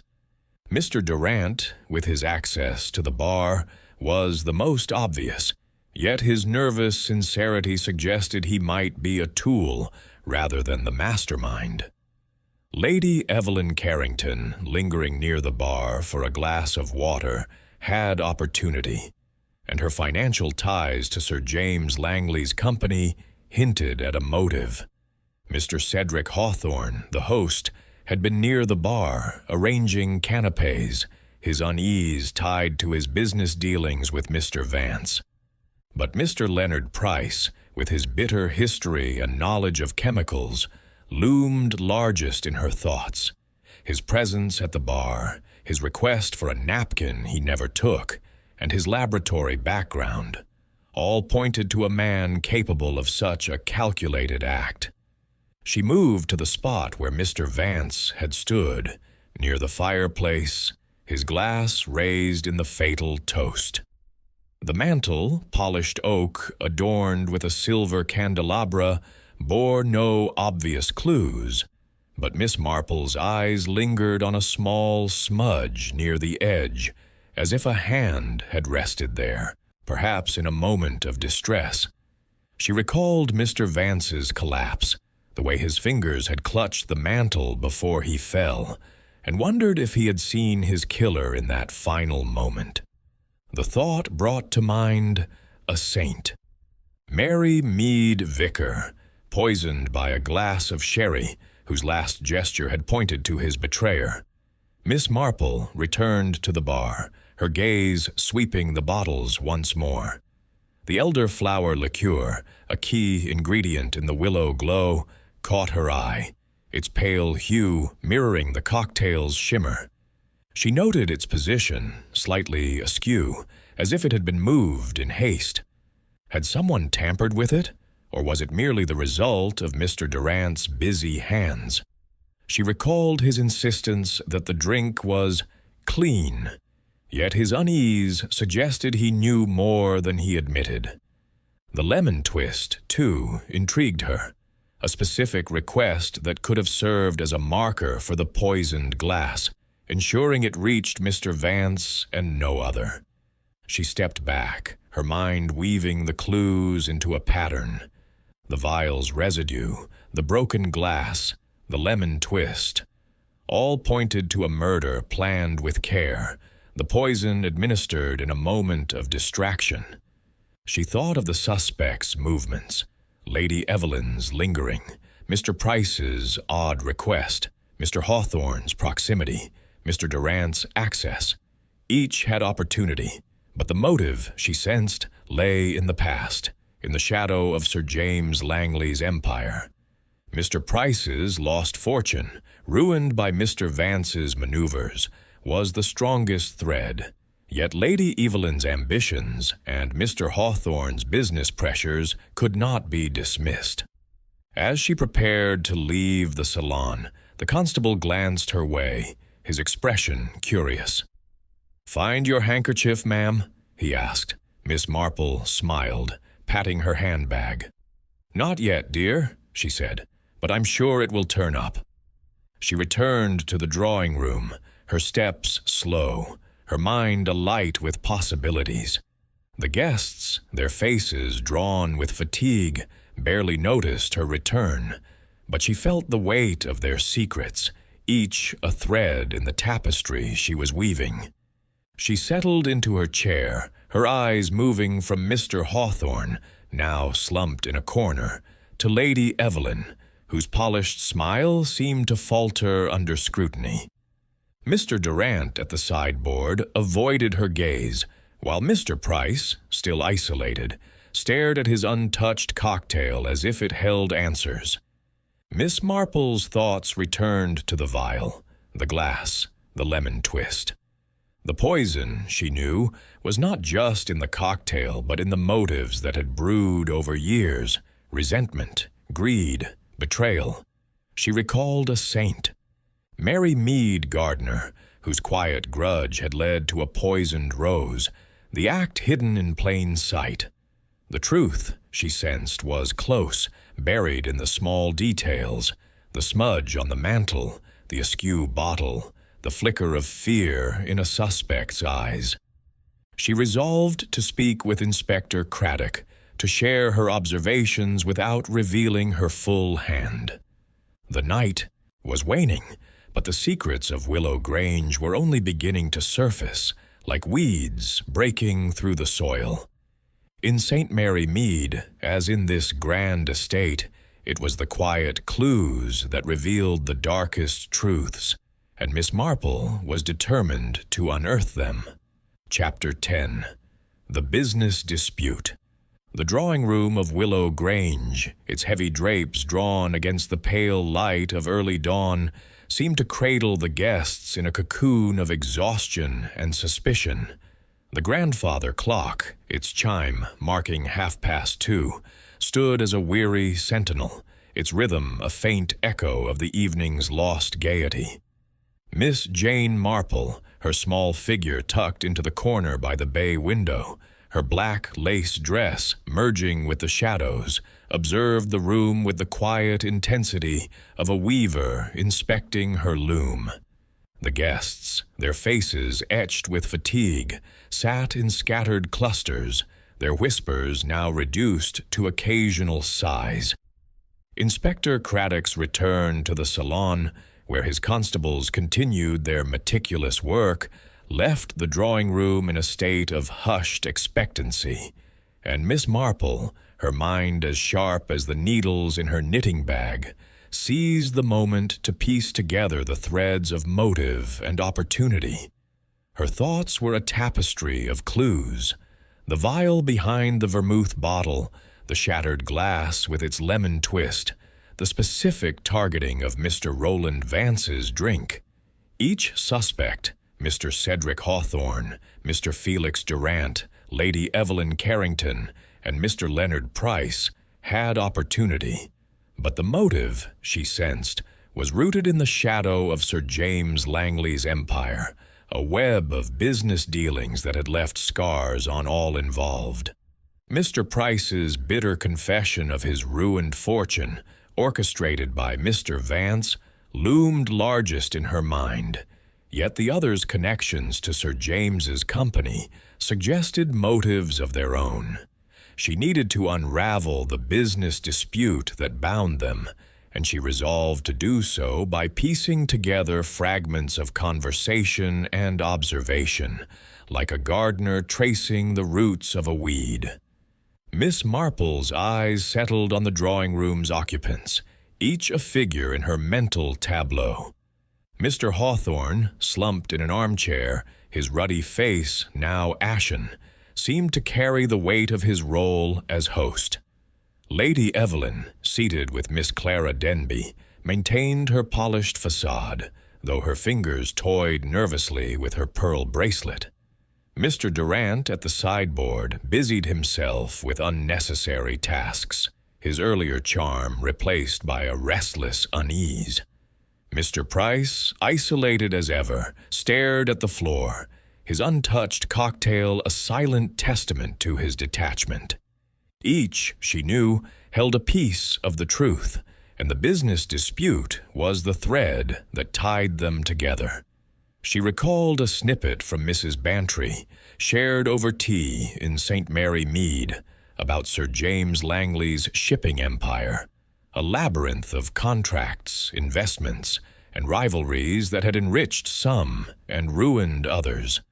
Mr. Vance, a key player, had thrived in its cutthroat world, while Mr. Price had been left destitute by a deal gone wrong. Mr. Hawthorne, too, had been entangled, his shares in a venture tied to Sir James a source of tension with Mr. Vance. Lady Evelyn's investments, faltering after Sir James's death, suggested a financial motive, perhaps a desperate bid to reclaim her status. Miss Marple's mind turned to a case in St. Mary Mead, where a disputed land deal had led to a poisoned apple, the act driven by a similar blend of greed and resentment. She rose, her movements slow and deliberate, and approached the fireplace, where a low fire still flickered, casting shadows on the oak-paneled walls. She needed no conversation now, only the quiet space to think, to weave the clues into a coherent pattern. The vial, she reasoned, had contained cyanide, a poison that required both access and intent. Mr. Price's laboratory background made him the most likely to procure it, but Mr. Hawthorne's wealth and connections could have provided similar means. Lady Evelyn's charm might have secured a confederate, perhaps Mr. Durant, whose debts made him vulnerable. Yet the precision of the act, the poison in Mr. Vance's glass alone, pointed to a personal vendetta, and Mr. Price's raw anger seemed the strongest motive. Miss Marple's thoughts were interrupted by a soft cough, and she turned to see Miss Clara Denby, the young woman who had earlier whispered about Lady Evelyn's argument with Mr. Vance. "Miss Marple," Clara said, her voice hesitant, "I couldn't help overhearing you earlier, speaking with Mr. Price. I thought you should know something." Her eyes darted toward the others, ensuring they were out of earshot, and Miss Marple leaned closer, her expression one of gentle encouragement. "Go on, my dear," she said, her voice soft but firm, like a teacher coaxing a shy pupil. Any detail, however small, might be important. Clara swallowed, her hands twisting in her lap. "I was in the hall earlier, before the toast," she said, her voice barely above a whisper. "I overheard Mr. Vance speaking with someone. Mr. Price, I think. It was near the library door, out of sight. Mr. Vance was angry, saying something about exposing a scandal, something that would ruin Mr. Price for good. I didn't catch it all, but Mr. Price sounded desperate. He said, 'You can't do this to me again.' Then they moved away, and I didn't hear more." She paused, her eyes wide with fear. "I didn't think it meant anything, but now..." Miss Marple nodded, her mind seizing on the new thread.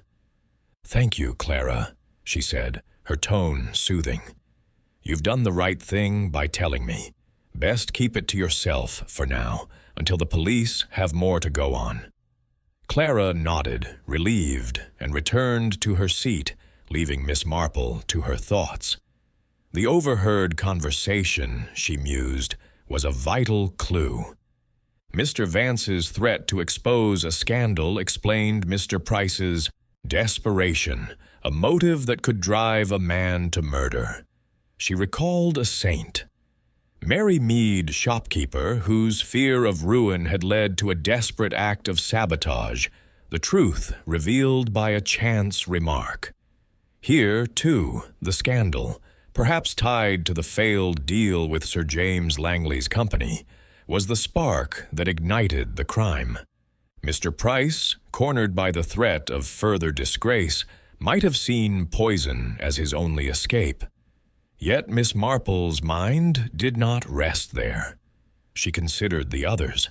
Mr. Hawthorne's refusal to sell his shares to Mr. Vance, Lady Evelyn's faltering investments, Mr. Durant's debts.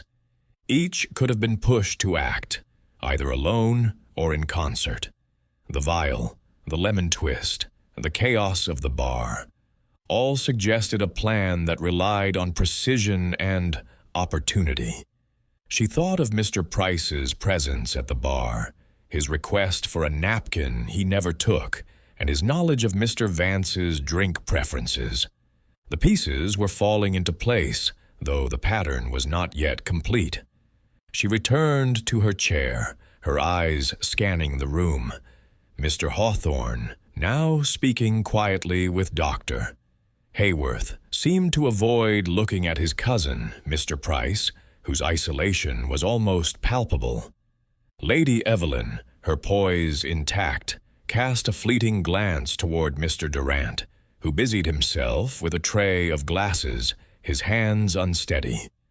Miss Marple's thoughts turned to the salon, where the broken glass and the vial's residue held the physical evidence of the crime.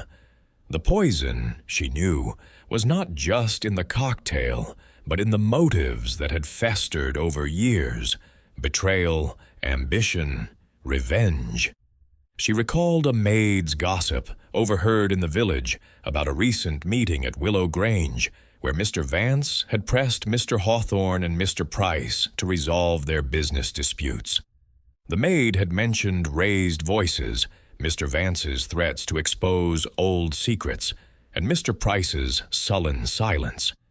This, combined with Clara's account, painted a picture of a man cornered, his pride and livelihood at stake. Miss Marple's mind wove the threads together: the business dispute, the scandal, the vial, the lemon twist. Mr. Price, with his access to chemicals and his burning resentment, was the most likely to have acted, yet she could not rule out the others' roles in the shadows. The truth, she sensed, was close, hidden in the small details: the overheard threat, the untouched cocktail, the flicker of fear in a suspect's eyes. She resolved to share her findings with Inspector Craddock, framing them as observations rather than conclusions. The night was fading, but the secrets of Willow Grange were beginning to surface, like roots breaking through the earth. In St. Mary Mead, as in this grand estate, it was the quiet clues that revealed the darkest truths, and Miss Marple was determined to unearth them. Chapter 11. The Confrontation. The drawing room of Willow Grange, its heavy drapes now admitting slivers of pale dawn light, seemed to hold the guests in a fragile truce, their weary faces illuminated by the flickering glow of dying candles. The grandfather clock, its chime marking 3 in the morning, stood as a weary guardian over the room's strained silence. Miss Jane Marple, her small figure ensconced in the corner by the bay window, her black lace dress blending with the shadows, observed the scene, with the quiet intensity of a weaver threading her final stitches. The guests, their earlier elegance reduced to crumpled finery, sat in scattered clusters, their eyes heavy with fatigue and suspicion. Inspector Craddock's return, his notebook in hand and his face set with purpose, signaled the end of the night's uneasy pause, and Miss Marple, her mind as sharp as the pins in her sewing basket, knew the moment had come to lay bare the threads she had woven. She had pieced together the tapestry of the crime, the vial of cyanide behind the vermouth bottle, the shattered glass with its lemon twist, the overheard threat of a scandal, and the bitter history of Mr. Leonard Price's ruin at the hands of Mr. Roland Vance. Each suspect, Mr. Cedric Hawthorne, Mr. Felix Durant, Lady Evelyn Carrington, and Mr. Price, had opportunity. But Mr. Price's motive, rooted in a business dispute tied to Sir James Langley's empire, burned brightest in her mind. The maid's gossip, Miss Clara Denby's whispered revelation, and the clues at the bar had converged into a pattern that pointed to a calculated act of revenge. Now, with Inspector Craddock's presence, Miss Marple saw her chance to test her theory, to draw out the truth in the Agatha Christie style of a quiet, devastating revelation. She rose, her movements slow and deliberate, and approached Inspector Craddock, who stood near the fireplace, conferring with Dr. Hayworth. "Inspector," she said, her voice soft, but carrying the gentle authority of one accustomed to being heard. "Might I have a word? I believe I've noticed a few small details that might assist your inquiry." Her smile was disarming, her eyes twinkling with the harmless charm of an elderly aunt, though her intent was as precise as a needle's point. Craddock, familiar with Miss Marple's knack for uncovering truths, nodded, his expression one of cautious respect. "Of course, Miss Marple," he said. "Your observations are always welcome. Shall we gather the others?" He gestured toward the guests, who stirred at his raised voice, their faces a mix of curiosity and dread. Miss Marple inclined her head, her smile unchanged. "Yes, I think that would be best," she said. "It's often the small things, you know, that bring clarity to such a dreadful affair." As Craddock called for the guests to gather, Miss Marple returned to her chair, her hands folded in her lap, her mind rehearsing the pattern she had woven.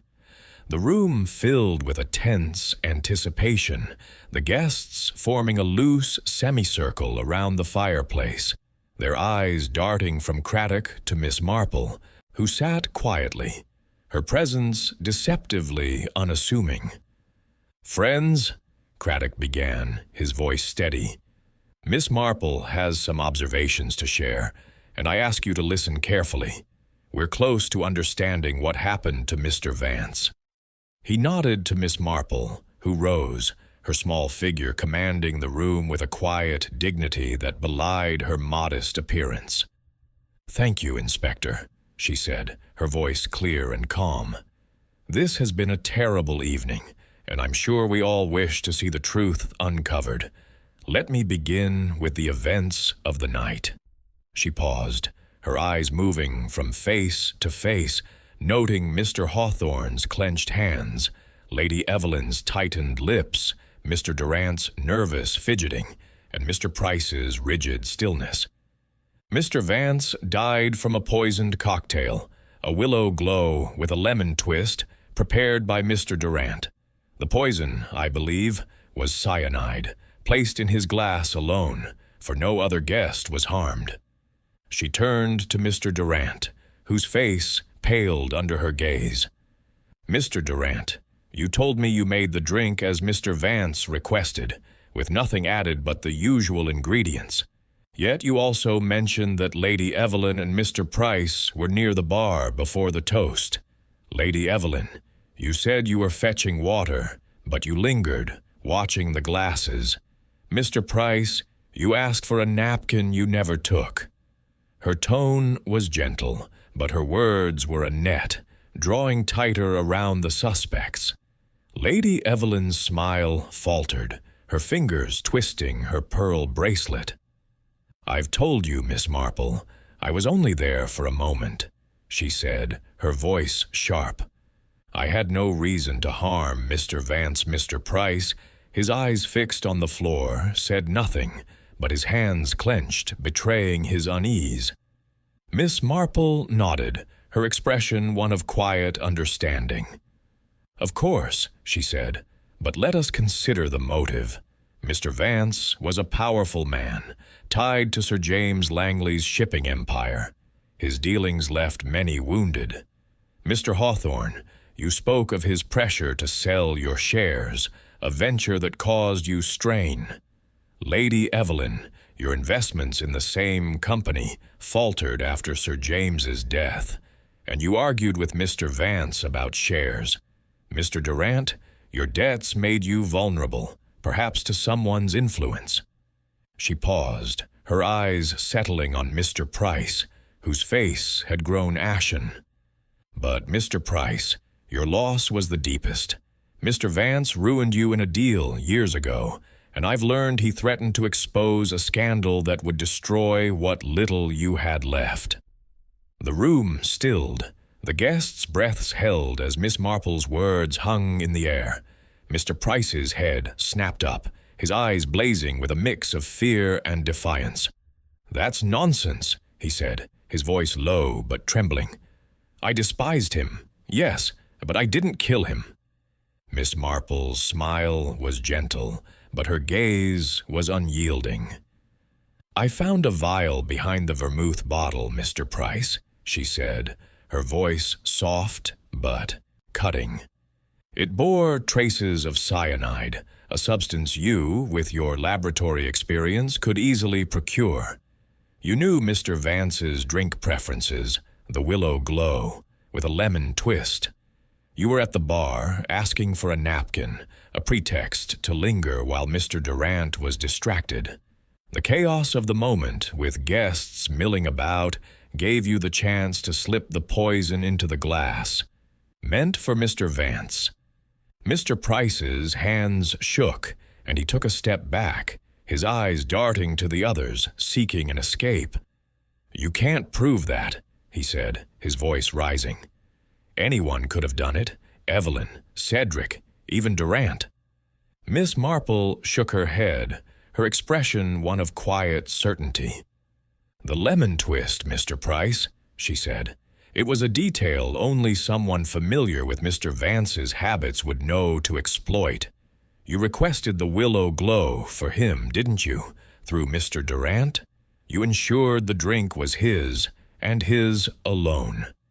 She turned to Mr. Durant, who nodded reluctantly, his face pale. Mr. Durant confirmed it, though he didn't realize the significance at the time. The room was silent, the guests frozen as the weight of her words settled. Mr. Hawthorne's face was a mask of shock, Lady Evelyn's hand stilled on her bracelet, and Mr. Durant looked away, his hands trembling. Mr. Price, cornered, seemed to shrink, his defiance crumbling. Miss Marple's voice softened, as if speaking to a wayward child. "It was the scandal, wasn't it?" she said. "Mr. Vance's threat to expose you, to ruin you completely, after all you'd lost. It was too much to bear." Mr. Price's shoulders sagged, and he covered his face with his hands, a low sob escaping him. The room held its breath, waiting for the confession that Miss Marple knew would come, as it had in so many cases in St. Mary Mead, where truth emerged from the quiet unraveling of human frailties. Inspector Craddock stepped forward, his notebook open, his voice steady. "Mr. Price," he said, "I'll need you to come with me. We'll continue this at the station." The guests watched in stunned silence, as Mr. Price, his resistance gone, allowed himself to be led away, the weight of his guilt a visible burden. Miss Marple settled back into her chair, her hands folded, her eyes moving over the room. The truth had surfaced, like a weed pulled from the soil, but the night's shadows lingered. In St. Mary Mead, as in Willow Grange, it was the small things, the vial, the lemon twist, the overheard threat, that revealed the heart of a crime, and Miss Marple had woven them into a truth that could not be denied. Chapter 12. The Confession. The drawing room of Willow Grange, bathed in the pale light of dawn seeping through the heavy drapes, seemed to exhale as the weight of the night's tragedy reached its climax. The grandfather clock, its chime marking 3:30, stood as a solemn witness to the unraveling of secrets, its steady tick a counterpoint to the stunned silence of the guests. Miss Jane Marple, her small figure ensconced in the corner by the bay window, her black lace dress a quiet contrast to the room's fading opulence, observed the scene with the serene certainty of a gardener who had uprooted a persistent weed. The air, thick with the scent of spent candles and lingering tension, held the guests in a fragile stillness, their faces etched with shock and relief as Mr. Leonard Price's guilt hung palpable in the room.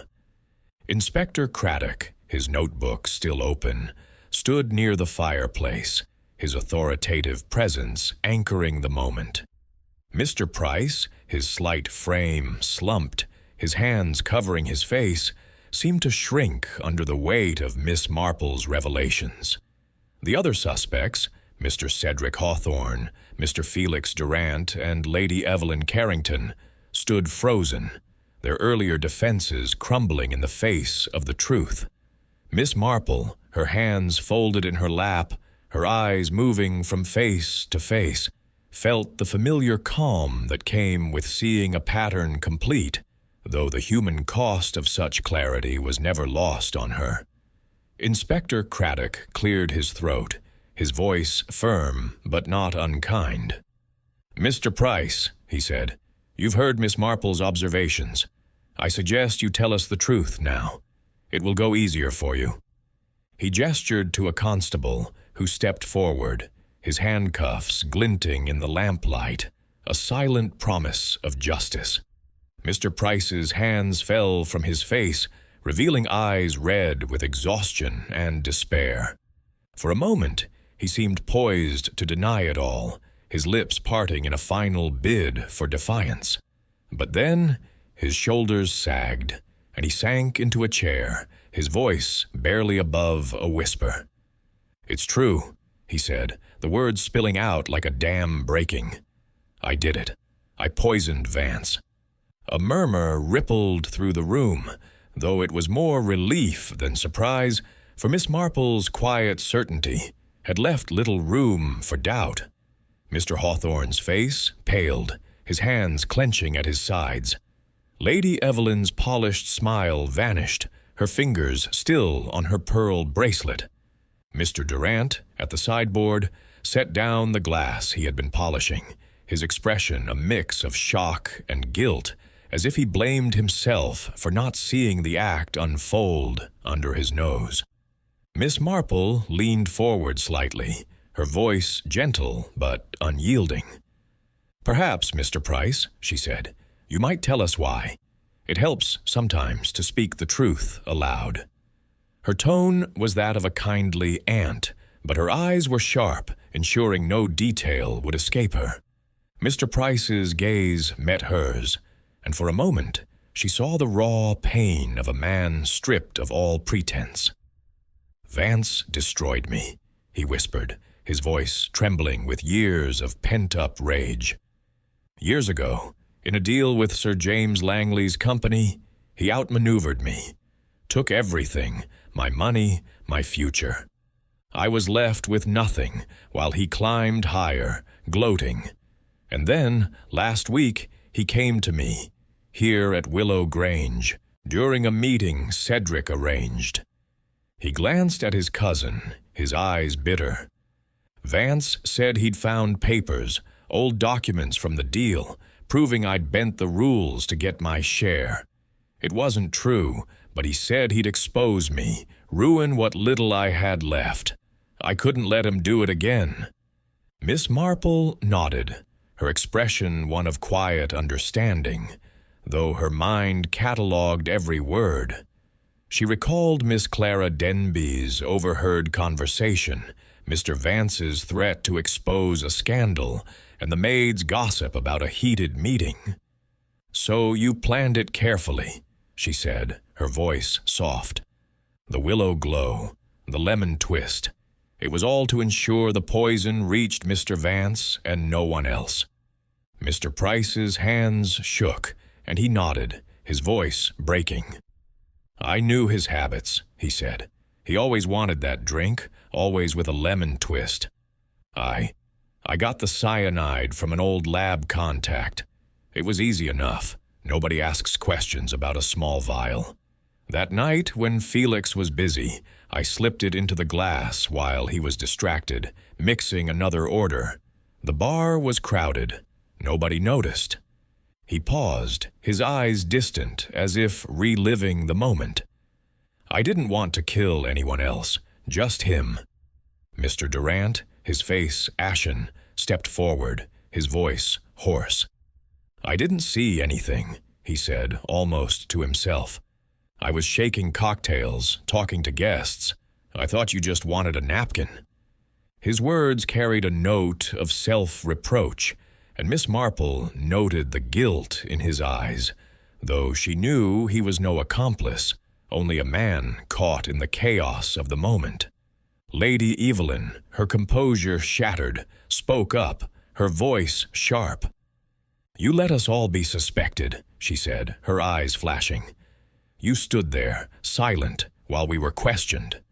Her indignation was real, but Miss Marple saw the relief beneath it, the knowledge that her own secrets, though not innocent, were not murderous. Mr. Hawthorne, his face a mask of shock, turned to his cousin. "Leonard," he said, his voice low, "why didn't you tell me? I knew you hated Vance, but this—" He trailed off, his hands helpless, and Miss Marple sensed the fracture in their already strained bond, a family rift widened by betrayal. Mr. Price looked at his cousin, his expression one of weary resignation. "You wouldn't have understood," he said. "You got Willow Grange, Cedric. You got everything. I had nothing left to lose." His words hung heavy, a final confession of the resentment that had festered for years. Inspector Craddock stepped forward, his voice steady. "That's enough, Mr. Price," he said. "You'll come with us now. We'll take your statement at the station." The constable moved to his side, and Mr. Price rose, his movements mechanical, as if the confession had drained him of all resistance. The guests watched in silence as he was led from the room, the clink of handcuffs a stark contrast to the evenings earlier. Music. Miss Marple settled back into her chair, her hands folded, her eyes moving over the remaining guests. Mr. Hawthorne, his face etched with grief, sank into an armchair, his role as host forgotten. Lady Evelyn, her poise partially restored, adjusted her bracelet, her eyes avoiding Mr. Durant's. Mr. Durant, his hands still, stared at the floor, as if grappling with his unwitting role in the tragedy. The room, once vibrant with laughter and clinking glasses, now felt hollow, the weight of truth stripping away its glamour. Miss Marple's thoughts turned to a case in St. Mary Mead, where a quiet man's resentment had led to a poisoned letter, the act born of years of silent suffering. Here, too, Mr. Price's confession had revealed the frailty of human pride, the way a single wound could fester into murder. The vial, the lemon twist, the overheard threat, all had woven a tapestry of guilt, and her gentle probing had brought it to light. As the guests began to disperse, their voices low and subdued, Inspector Craddock approached her, his expression one of quiet admiration. "You've done it again, Miss Marple," he said, his voice low. "I don't know how you see these things, but I'm grateful you do." Miss Marple smiled, her eyes twinkling with modesty. "It's only the small things, Inspector," she said. "They always tell the story, if you listen." She rose, her handbag in hand, and made her way to the hall, where the first rays of dawn illuminated the marble floor. The secrets of Willow Grange had been laid bare, and the truth, like a weed pulled from her garden, had left the soil cleaner, if not unscarred. In St. Mary Mead, as in this grand estate, it was the quiet details that revealed the heart of a mystery, and Miss Marple, her work done, turned her thoughts to the next puzzle that awaited her.